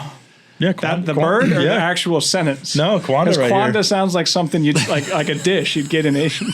Well, the funny thing is, when I did the hashtag, I thought it was a typo, so I hit backspace and it was just QAND or whatever. And then when I hit the A again, it said 437,000 people have used the hashtag Quanda. And I was like, what the heck is going on with this Quanda? And I'm like, we were so puzzled by it. When you're in a hurry and you mistype and you hit go and it pops up, like sometimes if you misspell Florida, there's like 20,000 people that have like the FLOrigins. Yeah, I know. You're like, what? I've noticed that too. It's like there must be enough people making the same kind of typos. But so another thing we thought we would do is, since we brought up that video, we thought we'd throw a couple of the funny comments up there that people have made about Florida and just kind of see what you think of them. So this is one that JD and I thought was pretty creative. The first word there, trash canistan. Yeah, I was reading that. I was sounding it out first. I was like, yeah. So he did a post where it goes, knock, knock, knock. Hey, what do you tell me? Tell me what you guys think of Florida. And then, of course, when you give people that voice of an opinion, everybody has their 2 cents. Right. Which we've got like 6,000 comments just in like a week. I thought trash canistan was kind of funny and clever. I'm like, that's a funny word. I mean, if you're going to insult Florida, I will give this guy credit. That is a creative way of saying Charshine 12020. Everybody comes to Florida and they're like, people from Florida can't drive. What they don't realize is nobody from Florida is from Florida. Right. It's from I mentioned that last time. We just mentioned that. I love it. And they all are driving in accordance to their state. Yes. And their state. The people can't they're disguised with the Florida plates, and then Ohio, like I said, will crash into Michigan, and then they'll blame Florida because they both got the plates. Was it like 20 years ago? They had the fountain in the middle of Clearwater with the roundabout, and they had to take it down because people were like, "I couldn't see, so I drove." And I'm like, "If you couldn't see, why would you pull out into traffic?" Exactly. Yeah. Did you hear that, Florida? Most of us from Florida are good drivers. It's the ones not from Florida, the ones that you're bitching about. Yeah, I've never crashed a car. I haven't got an accident in 20 years. Yeah, so we got the other one here. Bugs and Thugs. That sounds like a Elmer Fudd or Daffy Duck cartoon. Bugs and Thugs. So what do you think of Florida? Bugs and Thugs. That'd be a good band, like a Florida band. Yeah, yeah. If we came up with a band, Bugs and Thugs. Bugs and Thugs. Well, put it on. I came up with Bug Thugs and Harmony. Yeah. Oh, that's good. That's good. For anybody over there, they're over 35. You know who Bone Thugs and Harmony is. Yeah, that's where you got that from. The Crossroads. So you're doing quite well on Instagram and TikTok, right? Like, I get around. It seems like you do. I like that. I like that you're making a difference out there. You are. You really are. Because we asked about a month ago, who should we have on the podcast? And several people said you. Oh, I'm flattered. Yeah, in the comments. It's strange. Like I said, you go from like your name on your shirt and nobody knows you to suddenly everybody's like, I know you. And then like random places. Yeah. You know, like you'll be in like Walmart, people come to me like, I know you. And then there's a lady running in Manatee that says she's my cousin, right? Carol Feltz. Carol right? Feltz. She's from the Cayman Islands. On my dad's side, my great grandmother was from the Cayman Islands. Wow. And we do this weird thing in the Cayman Islands where everybody's your cousin, even if you're like 7 times. Like we might be cousins, like 159 times removed, but we're cousins, you know? And everybody's like, they'll come up and they'll be like, I'm your cousin. And I'm like, really? I haven't done anything stupid with you. And they're like, we're from the Cayman Islands. And they're like, they'll go through and they're like, your great-great-great-grandfather was my great-great-grand. We were brothers back then. They were brothers, and we're cousins. And I'm like, oh, I get. Is there anybody in Manatee County that I know this is a separate county from you? But is there anybody in Manatee County that you look at as like, yeah, I would vote for that person and for county commissioner? What you got to do is don't look so much for the L or the R or the L, or the D. Sorry, the R or the D next to the name. Look at how much money they raise, because if they're raising huge amounts of money, it's because they've already sold their soul. Yeah, okay, so the guy that's just sitting there floating around with the lowest amount of money, and he's like, I ain't got a chance in hell. of getting elected. That's the guy that'll probably work for you. But the other guys, if you got a problem with a neighborhood or something like that, and he's got a list of developers, do you really think when you call him up and go, hey, there's a lot of traffic on, hey, I'm going to tell you, Pound Sand, Alan Jackson, he wrote a song. You're too young to vote. Well, sorry, you didn't give me enough money. I don't care about you. I literally just posted a video on my Instagram, exactly that. The one guy in our county, George Cruz, on his sign has not developer control. Is he the guy with the puppet? No. Who's the guy with the blue? We can't figure out who that guy is. Oh yeah, who makes those videos or whatever? The puppet. What was it? But he's always talking about Cruz. Stacy knows who he is, but she would tell us because he's incognito. Yeah. Right. He doesn't want anybody to know who he is. Yeah. He makes the fun of Kevin. Kevin KVO. Yeah. Right. He actually does a pretty good job at his little cartoon skits. Anthony Pedicini, there's a paper, I think it was Manatee Times or Sarasota Times. All 7 of Manatee County's commissioners last election were funded by Anthony Pedicini. One guy got all 7 of them elected. And if you look, there's Uncle Fester doing like this to the camera with all of them there. And when you look back, there was a problem with the Citizens Review Board or whatever, and Pedicini was like, I forget which commissioner it was in Manatee County. He was like, you either get rid of that person or I'm not your political advisor or whatever anymore. And they wouldn't do it. And he goes, well, then I'm not your political advisor anymore. Wow. So what I have found is don't look so much in the local elections because that's their first set of books. All right. The reason they want to know why we spend $600 on Venmo, if you spend $601, they want you to report it. It's because they're dishonest and they're cheating us. I found, have you guys heard of the Live Local Act? You guys know what that is? I've heard of it. I don't know a lot about it. Essentially, if they build under the Live Local Act, it's supposed to be affordable housing. And if they go under there, they'll get the developers will get low interest loans. We can't get them to buy the houses, but the developers will get that. And they can ignore local planning codes. They can build as high as they want and stuff as many people in there. So I got to looking at who it was. It was a lady from Miami-Dade. I think she's Spanish, like Catalalud. I can't say her last name to save my life. Alexis Catalalud or something like that. And I found the political committee that was giving her money, and I found the accountant. There was $1 million, okay, in the one political committee. And I'm looking through, and I'm like, this is weird because it's random names, like all of our names, like Joe Blow, Samuel Adams, all this, like just random names.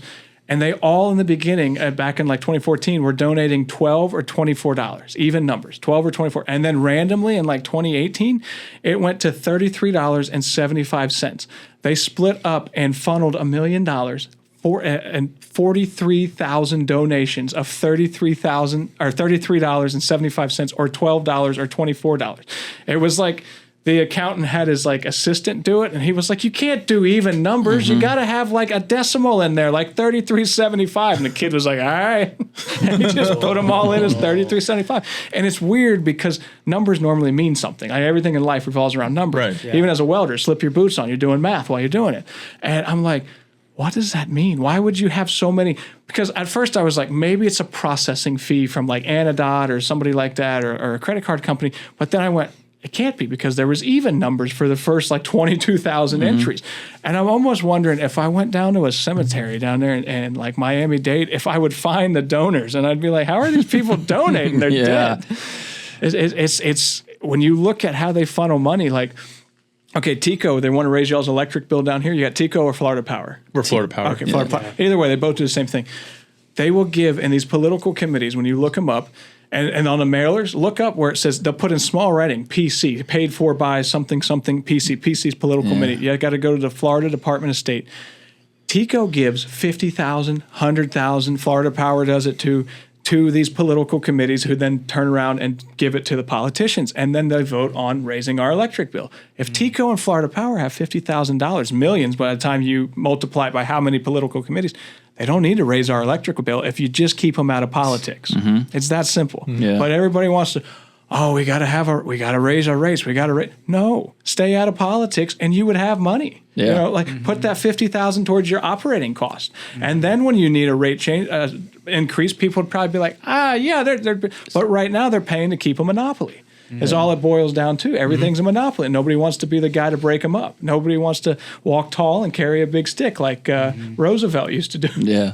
We just learned in this last podcast with East Manatee Preservation, they brought up that you can go on your whatever county you are, so vote whatever FloBroShow.org, and you can go and see who donates quarterly to the campaign. So some of what they do, have you guys heard of Eisenhower Group? It's a construction company or development company or something like that. No. It's run by a guy named Jeffrey Hills. He's got more businesses. He's got more LLCs than Al Capone. All right, like this guy's crazy. So I start looking through at my competitor at the time. He's got all of these $1,000 donations that go back to an address on Armenia Avenue. And I'm like, what's that about? So I type in the address and it pops up Eisenhower Group. And I'm like, who owns it? Guy by the name of Jeffrey Hills.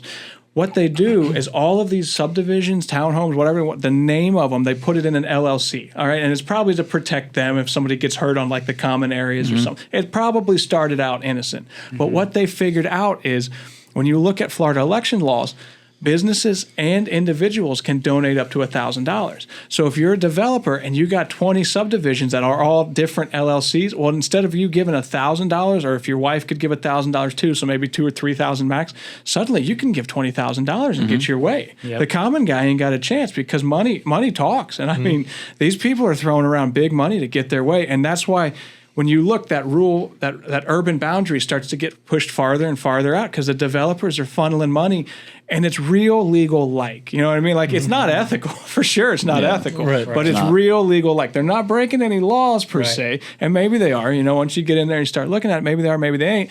But the way they're funneling money to these politicians, and shame on the politicians to sit there and lie to people and be like, I'm here to help you. The government never comes to help you, ever. Never once. Yeah, that's like what Reagan said. Yeah, never once have I seen the scariest words in the English language. Yeah, never I'm from once. the government and I'm here to help. So I seen you went to Mar-a-Lago. Oh, Mar-a-Lago? Yeah.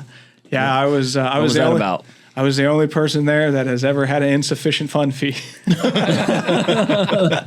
I pulled up in my black truck, which is a nice black truck. It's a nice truck if you're in Plant City or Valrico or anywhere, really.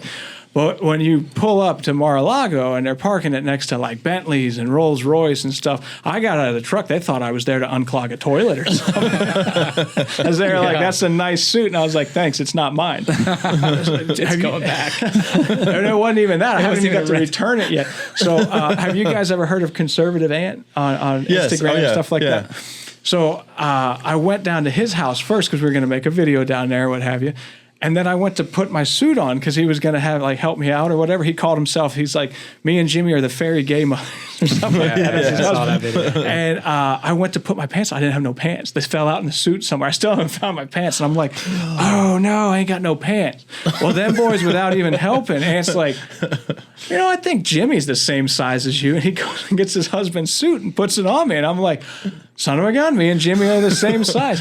So we're there at Mar-a-Lago, right? And you walk in and everything is gold. There's gold on the ceiling. There's gold in the mirrors. There's gold on in the bathroom. There's That's how Trump Tower in New York City was too. Like I went there. There's fine paintings and all this stuff. And I'm like, I bought a painting off of a Carnival cruise once. It's way out of my league. And I'm sitting there with these people and they're like, so what do you do for work? And I'm like, I'm a comedian. And they're like, oh yeah. And they said, are you funny? I said, kinda, at times I can be. And they said, well, what was your last thing? I said, I had a tax evasion tour. And the one guy goes, you're kidding me, right? I said, no, why? He goes, I just got out of prison for tax evasion. And there was a guy on Discovery Channel.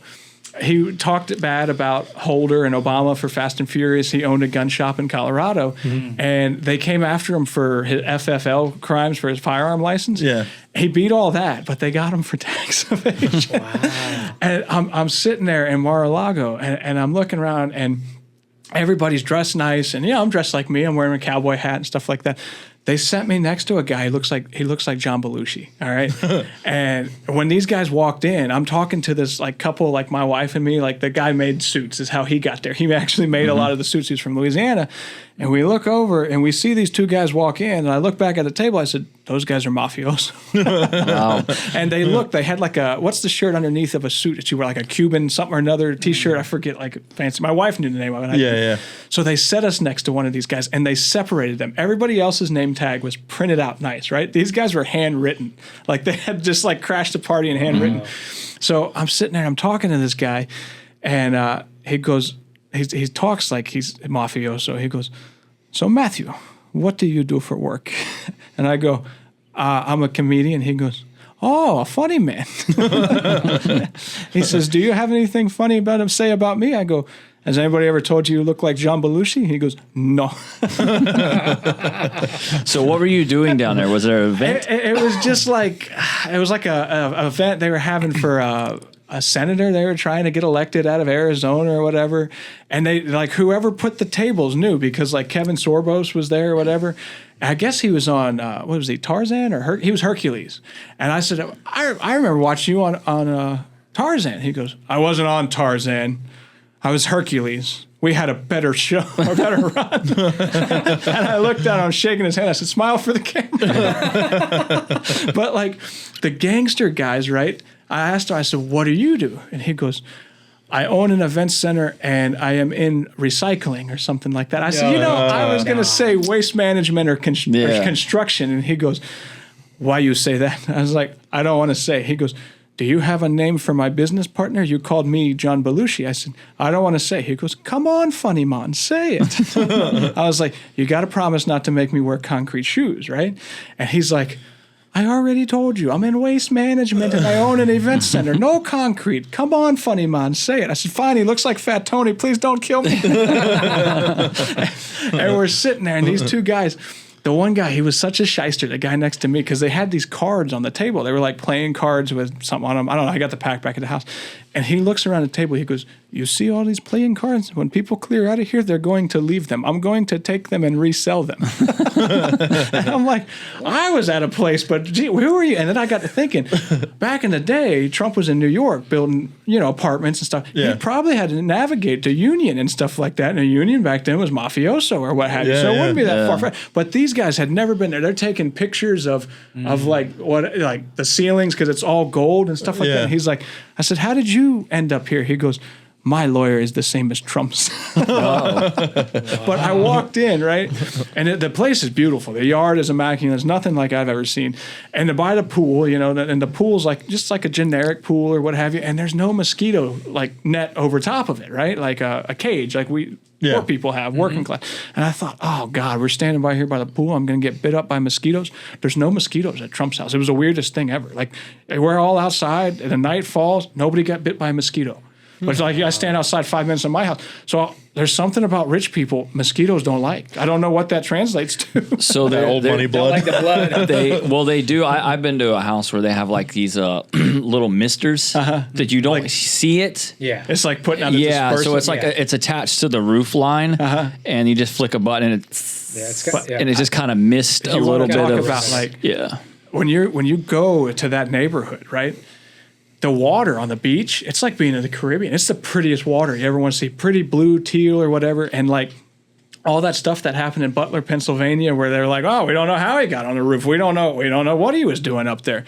Okay, to go to his house, you have to go through like 5 levels of security. And it's the Secret Service is there. Like the GPS takes you to the backside of the house, and you pull up and you get there and you're like, "Yeah, I'm here for a gathering." And they're like, "No, you're not." I'm like, "No, I'm serious." And they're like, "Are you on the list?" And I'm like, "Yeah." And I tell them who I am. And they're like, "Oh, you got to go around the front."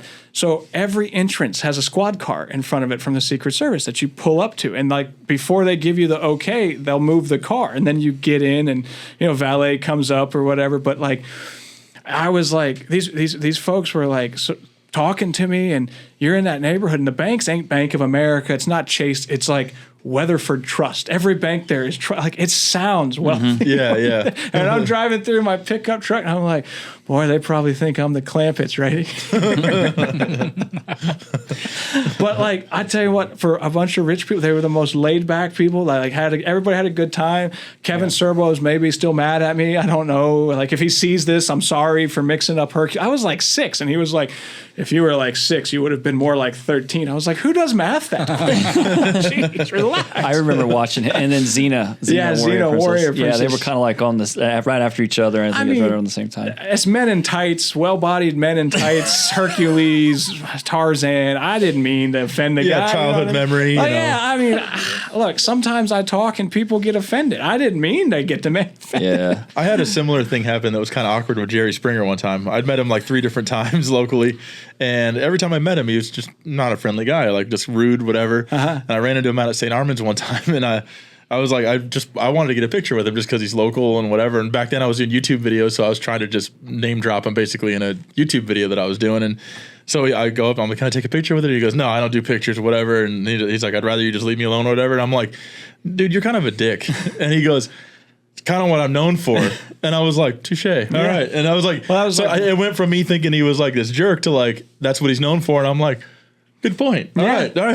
Sorry, sir. I'll leave you alone now. And there was a boxer there, an MMA fighter or something. I forget his name. Something. I don't know. He was shorter than me, but he probably could have snapped me in half real easy. And I shook his hand. And I said, I want you to know, everybody else I have said something smart to while I've met them. You know, I said, except for you, because I don't want to get punched in the mouth. But like, we're eating squid ink and stuff like that on their dishes. They're bringing out all this food, and like. The hors d'oeuvres or like the appetizers they're walking around, they had pigs in a blanket, and I was like, they knew we were coming. They had my food on the menu. How nice of them. Specifically for you. But it was so like, it was kind of a shame because like he was supposed to be there, Trump was, but they wouldn't let him out because his trial was going on, and they had him. They said he was a flight risk. I'm like, the man owns half of New York City. How is he a flight risk? How could you possibly say he's a flight risk? And they're like, well, we're going to have another one of these events and we'll invite everybody back. But I still think they got him up there as a flight risk, and he's not allowed because he didn't even get to go to his son's own graduation or something like that. Like it was cool, like to see the building and all that stuff. And people were like, you had to see Trump's house. What was it like? I was like, well, I didn't get to stay there long. It's probably a lot like me going to heaven. I'll get to see the inside before they send me back to where I belong. But like everybody was laid back. You know, you could cut up with them. Nobody got offended. Nobody got upset or anything like that. And what's the guy there? Something Stone. I forget. I don't know. I was meeting people. There was one other guy there in a cowboy hat, and we talked. You know, and everybody else there was like, nobody was snobbish. Nobody was stuck up. Like you'd expect rich people to be like, "Who are you?" The broke fixtures over there. We got a lot of the mid-level rich people in this area. They're not that level of wealthy to where they're laid back again. We get like the middle ones that are wealthy enough to just look down on you, but they're not like so wealthy that they don't even know what money is. They yell when the Starbucks order gets messed up. Yeah, those people. Yeah, but I think once you get to a certain level of wealth and you don't even know what money is anymore, you just don't care. Well, I figure there's two types of people you could buy in this world. People that have, or that you can't buy, excuse me. People that already have more money than they know what to do with, and like generational wealth that you really can't screw it up. And then people that have been poor their whole life that just don't know what money is and just don't care for it. It's funny. I was doing electrical work for a while, and I was doing a job out on Siesta Key, and there's a guy out there. I'm not going to mention his name, but he owns a major publication company. He owns major magazines, major TV networks, things like that. And I didn't know who the guy was. And I heard his name, and I was told he was worth over $5 billion. And the house was like a nice house, but doesn't look like a $5 billionaire house or whatever you want to call it. And so once I learned who he was, I'm like, holy crap. And the yacht behind his house was bigger than the house itself. It was one of those navy blue, pearl, teak wood, really, really nice boat. But the guy comes to the front door, opens it up, and it's the guy himself, like this super rich guy. He's wearing a T-shirt that says, I wonder if tacos think about me as much as I think about them. And he had a pair of cargo shorts on with holes in them and paint on it, and a pair of loafers that were all worn out. And the guy just didn't even act like it was weird that we were there. He was like, he talked to us like, us being there as workers. He just acted like he brought us coffee and like, nothing weird. It was just like a laid back, regular guy. But it's like once you hit that level of wealth, it's just kind of like he even said it's like I don't even think about money. I don't need nice things. I just buy what I need, and it's just weird to hit that level of all wealthy. You really need is like $1 more than you actually need. You know what I mean? Yeah. And like the middle class rich people, I guess they're like, I got a Mercedes or I got this, and that who cares? Yeah. As soon as you drove it off the lot, it depreciates or what have you. We had a guy, I used to trim his horse's feet when I was out of high school. The ag teacher would take me around. He was a farrier, and I'd pull the shoes and cut the clinches and all that stuff. And his name was Ron. I forget his last name, but he was like the most laid back guy. Owned a construction company, had horses, all this stuff, and like he'd sit there and afterwards he'd be like, "You guys want some beer?" And we'd sit there and he goes, "I spend more time in this barn watching that donkey and playing." Like he had chickens that would his chickens would come up and sit on his shoulders and stuff. And he's like, "I spend more time in this barn than I do in my house." And he had built the inside of his barn to look like an old Western town and stuff like that. It had a living quarters in it and this, that, and the other. And what I figured out is the people that have like that mid-level wealth, they would never tip you. They'd never give you a tip or anything like that. Right. You know, like as a farrier, you don't ask for a tip. It's just like sometimes you'll say, how much do you need back? And they go, keep it or whatever. Yeah. But the people that had horses, like the lower middle class people, like working for a living every day, they would always tip you. They'd come out of a mobile home. They'd come out of a house that you think, these poor people ain't got no, and they'd give you the biggest tip out of anybody. Yeah. It's like opposite of what you think. I know. I've noticed that being in the service work world too, like doing electrical and things like that. I've noticed that it's usually the smaller houses that are a little more run down. They'd give you a $20 tip. Yeah. And then you'd walk into $1 million house and they just like, once you're done, they're like, okay, get out of here. Like, where's the bill? Like, my wife gets mad at me sometimes when people are over, be like, you guys want a beer? Right? Like the working guys. And they built a carport for me to these two guys. And I was like, you guys want a beer? And the guy's like, yeah. And I'm paying him or whatever.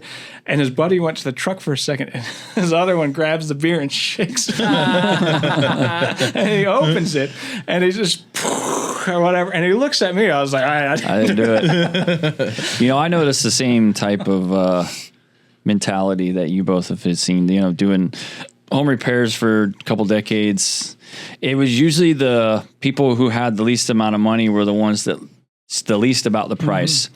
Then you would roll up to a house that had nice cars and, they had a $1.5 million home. You give them an estimate to do the work, but then they would complain about it. It's the penny wise and dollar foolish. Well, and like the white collar people that have that money, they don't realize what stuff costs now. No, you go down to Lowe's, it's $9 for a pound of screws. Steel, like the steel markets right now, it's like this. Like you can't, if you go to bid a job, you almost have to call every 2 weeks to get a price sheet because after 2 weeks it's changed again. It's different and like it's like that with lumber. Yeah, they've taken it for granted. They're like, it used to be this, and I was like, I know. And gas used to be $2 a gallon. Yeah, people don't realize it. Now you just did a bit. I think it was a while ago in Tractor Supply, and I think you just did one here recently in Lowe's. About the price of stuff. Well, the Tractor Supply one was weird because I went in when I was a kid. Tractor Supply had tractor parts. Yeah. Like I went into one in Missouri, and they had like Ford 8Ns, like from the 50s, the hoods and actual parts. And you go in there now, and their tractor parts it's like a little end cap. Yeah. Like it's just a handful of stuff.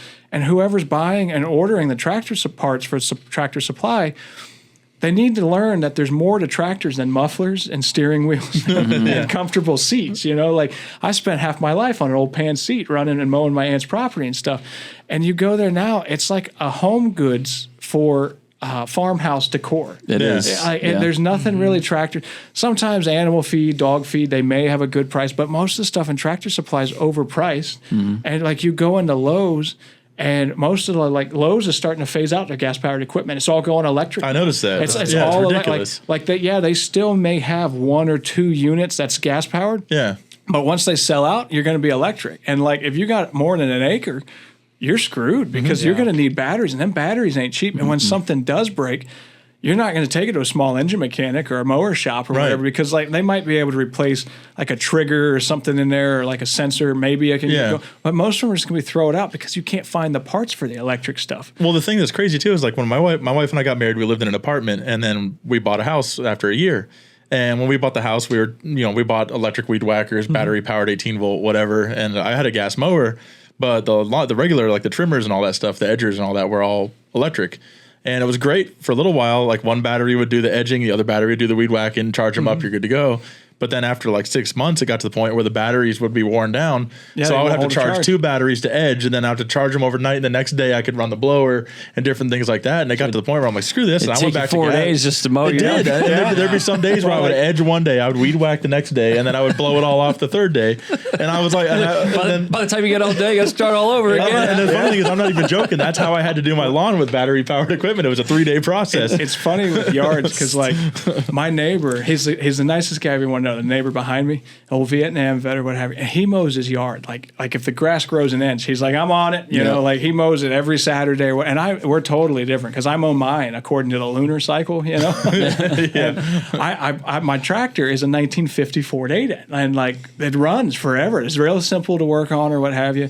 And a belt broke. My grass was this tall, and Larry goes, son, you got to mow the grass? I said, as soon as that belt comes in, Larry, he goes, yeah, you ever thought about getting something newer? I go, No, because it's paid for. Yeah, really. People like now everything's a payment. It's no big deal. Go out and buy a $100,000 truck. It's a car payment. But that car payment's almost a house payment. And people are just like, it's just another payment. Let's go buy it. Now that the interest rates are up, nobody's buying nothing. Well, that's what I've noticed about the area we're in too. Is like you'll have like these people that they'll make $1 million a year. They live in a $2 million house or whatever, but they're financed up to like $999,000 in bills every year because they're trying to get this rich look, and they're just rolling around pretending they're rich all the time, but they're stressed out because they're financed out. The richest feeling in the world is not owing anybody anything. I want to know who's going to get mad at that comment.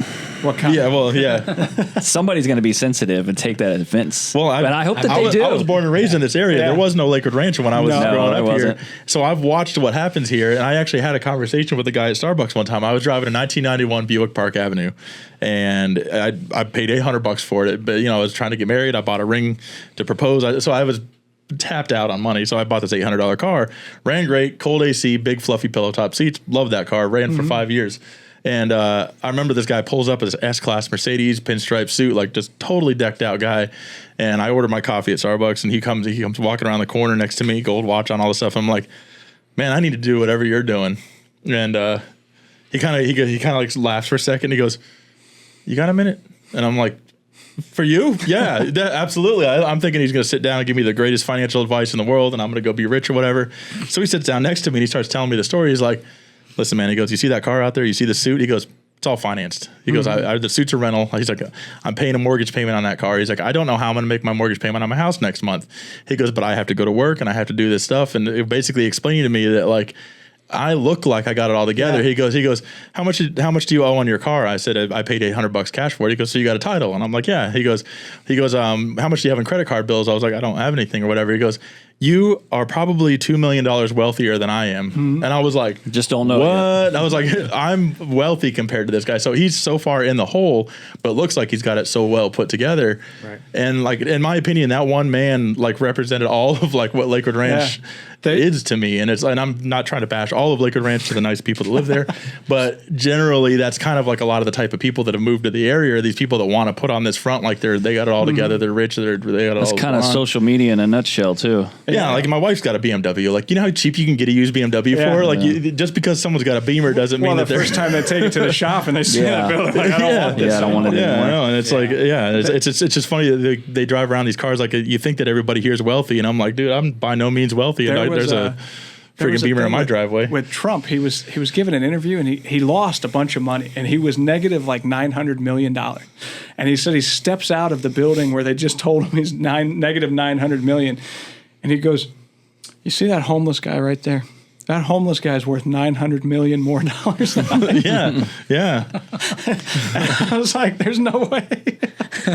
But he's like, "It's true." He's like, "It's $900 million. He's worth more than I am right now." And somehow he built it back up. Yeah. Yeah, that one conversation I had with that guy changed my entire perspective on what I thought rich was. Like, I thought rich was gold watches, Mercedes, all this stuff. And it's like wealth and, is a totally different concept than just money. Like, wealth is a totally different thing. Yeah, like money.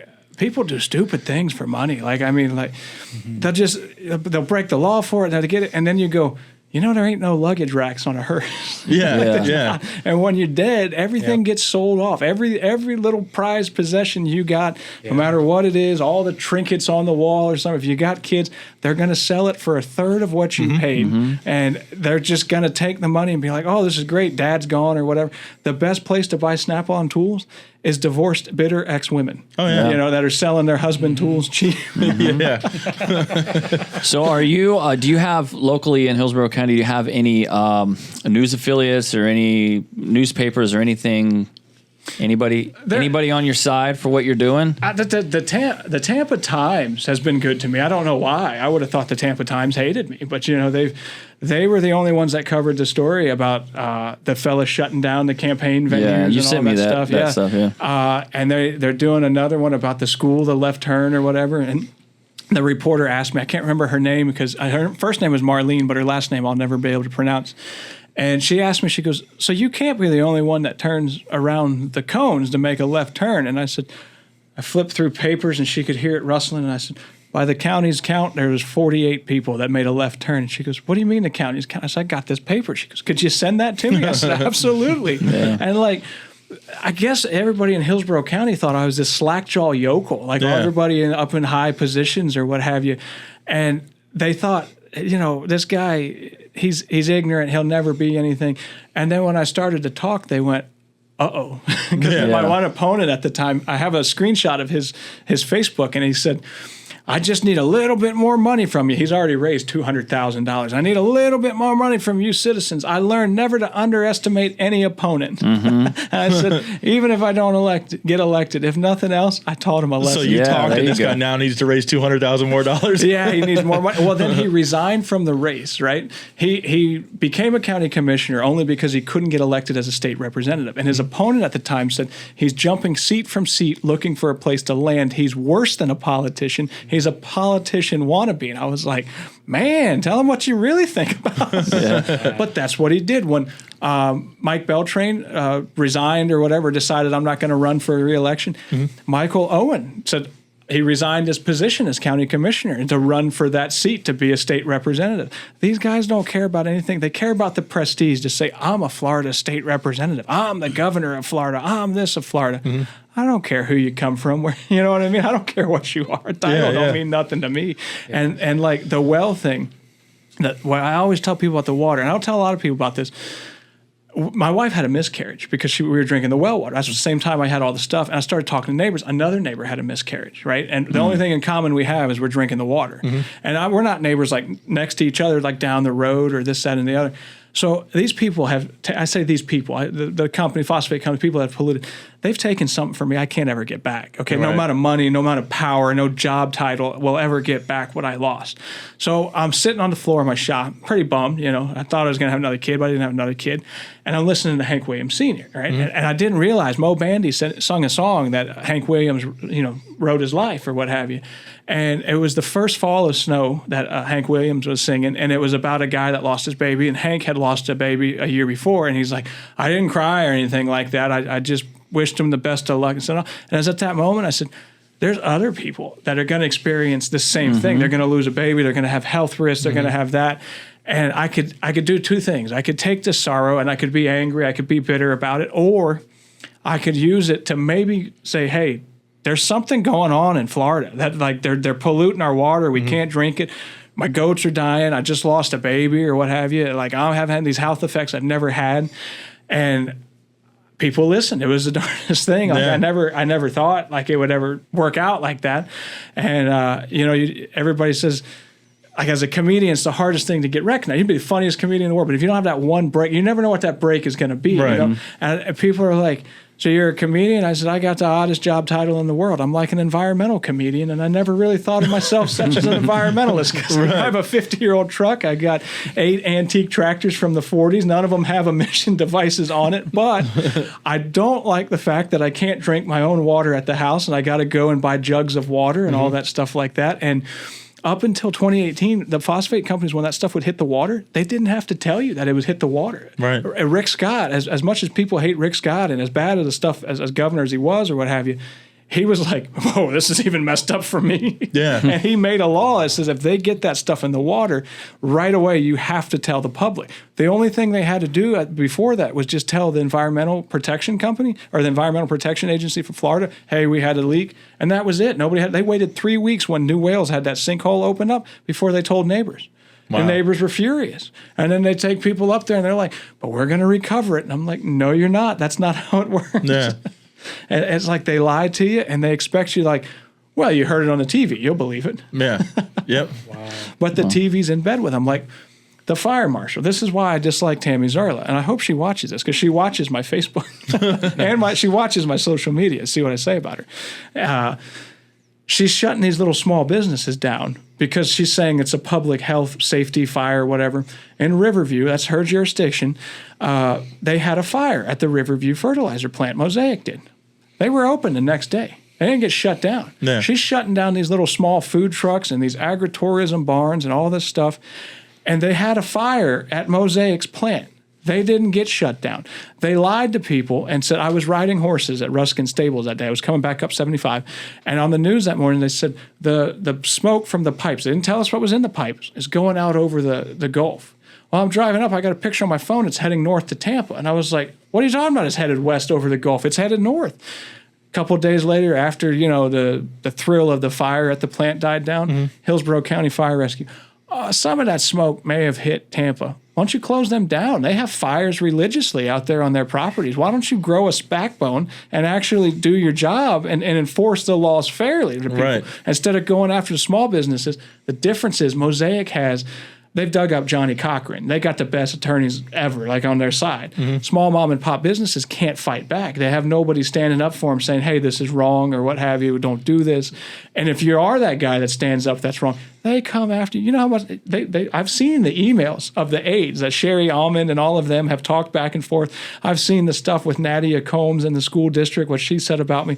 Like there's cars turning around on sidewalks, right, where kids walk. Nadia Combs is like, he's on my social media. Should I talk to this constituent or should I ignore him?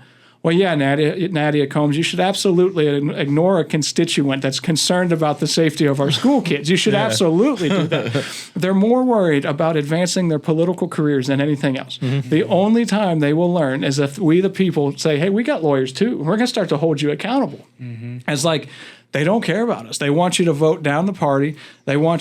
They got everybody hating their neighbors because they vote different. Yeah. Why? They do that. You know what I mean? Like the old FLOrigins that used to come, like I had a tree. It was going to fall towards my house, right? And I did a job and I put a tractor back together for one of the tree guys. My wife said, you did that job too cheap. She always tells me I work too cheap. I said, Terry's going to help me with something, and the tree started to go backwards that I cut because I'm Matt the welder. I'm not Matt the arborist. I learned that lesson. And I called Terry, right? And it's 6 o'clock. I'm sure he had just gotten off work. There was a thunderstorm about to roll in. And I said, Terry, I got a problem over here in the front yard. He goes, I seen that problem because part of the tree fell down. That's why I was cutting it down. And I said, no, it's much worse. I really screwed this up. And he gets out there and he looks at the tree. And he goes, oh, this ain't nothing. And he's like, here, he's going to knock this wedge. He's older, he's about 60. I said, no, I'll do that. I knocked the wedge. He goes, whoa, it's moving. He cut the tree down for me like 5 minutes. I said, what do I owe you, Terry? He goes, nah, nothing. That's the way you should be with your neighbor. Instead of going, absolutely. Oh, he's got a Biden sign, he's got a Trump sign. Why the hell would you hate somebody you got to live next to? It doesn't make no sense. You hold that hate, it'll age you out. Everybody says I look young because I don't take life serious. Like, there's some of the comments I'll look through on my stuff and they'll go, "You're fighting back corruption and you're doing it with a smile on your face." Well, you are fighting it. So let's let everybody know how they can find you and get a hold of you and vote for you. I'm on social media, mattthewelder.com if you wanted to make a donation. Even if it's like the change in your ashtray, I got a P.O. box. You could send the change. Even you don't have to clean it out. I'll take the cigarettes and sort through it. I'm not above that. I'm on all like Instagram, TikTok, YouTube. I've got more of a web presence than I ever thought I would have had, because I've always been blue collar. I've always had jobs where like I was just a guy in the shop. They only would use me when they needed something. But it's crazy because like the only way it's going to get better is if you stop. Vern Buchanan has been in office for 20 some odd years. You really think you're going to get change voting for a used car salesman? You really, a car salesman is who you're voting for. And these people, they've literally copied all of my lines and they have like money to send out mailers to everybody. They're sending out mailers like that weekly. That's how, like, I don't know if I got them scared, but I definitely keep them on their toes because I'm not them. Okay, so their way of fighting their opponent is to send mailers out like that to you religiously, to run TV and attack ads. And I'm sure you'll see me on the TV and attack ads and all that stuff. None of that stuff matters to me. But they're old school of doing it. Like they're younger looking guys. Like Anthony Pedicini's a younger looking guy, but he's set in his ways. He doesn't realize the power of social media. I think I've taught him the power of social media, and now he's realized he's awoken the sleeping giant. Quite literally, because if I stood next to Pedicini, he'd look about this tall. Yeah, how tall are you? Because I'm 6'2", and you made me feel short. Oh, it depends how straight I stand. About 6'6". Some days when my back hurts, I'm about 6'2" or 5'9" or what have you. Yeah, I didn't expect that. That was one thing. That was the first thing I noticed. I was like, oh, you're bigger than I thought you were. I got a short face. When I stand up out of the bar stool, people will go, "Whoa, never mind." Well, dude, we appreciate having you on. We really definitely hope that that everybody gets out and votes. Oh yeah, that'd be awesome for you. Because I would shake things August up. 20th, right? Yeah. No, that's the primary. Oh, See, when you read through the news article, the way the news wrote it about me was the primary for the Republicans and Democrats is August 20th, right? Right. Then they face Taylor.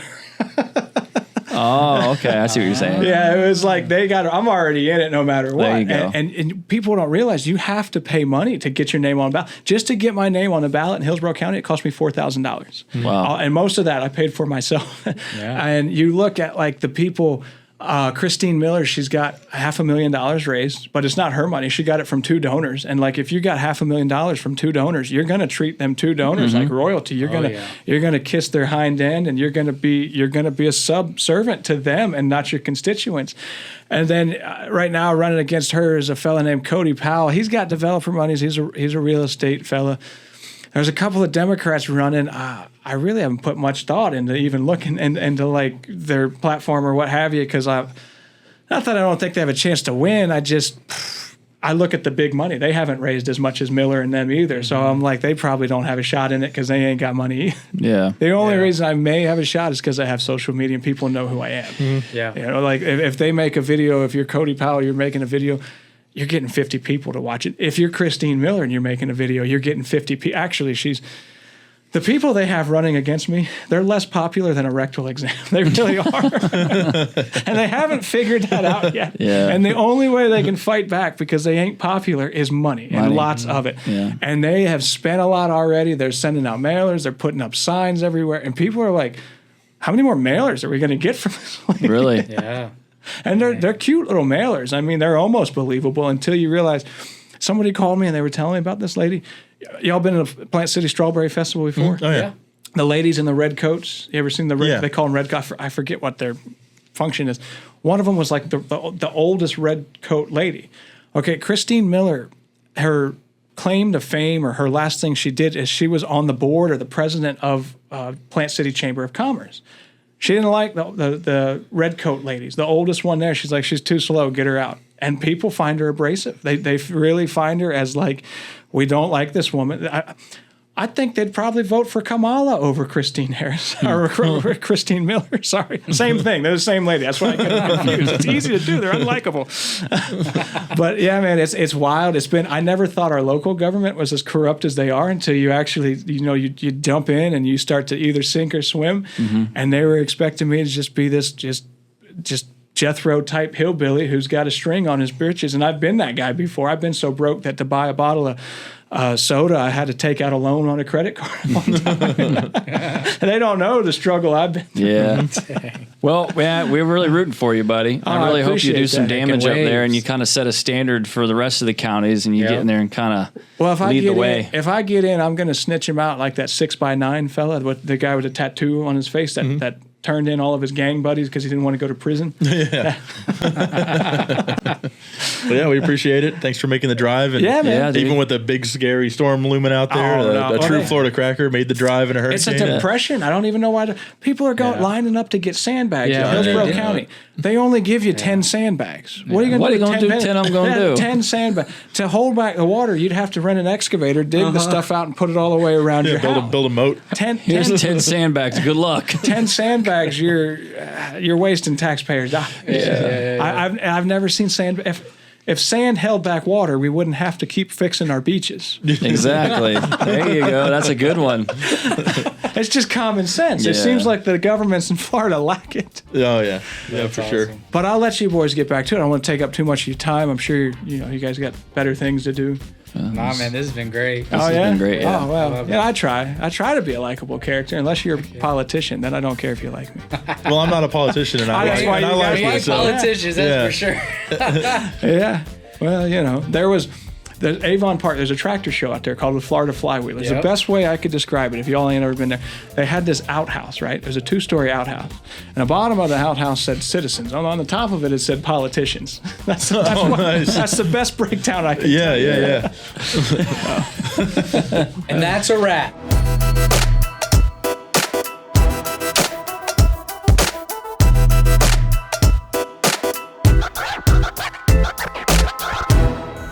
Today's episode of the FloBro Show is brought to you by FLOrigins, Florida's most authentic lifestyle brand. Celebrate the rich culture and vibrant spirit of Florida with FLOrigins high-quality apparel, handcrafted art, and unique accessories. Visit FLOrigins.com and use code FLOBRO, FLOBRO, for an exclusive discount. You can find links to the FLOrigins gear we're wearing and the art on our studio wall in the description box below.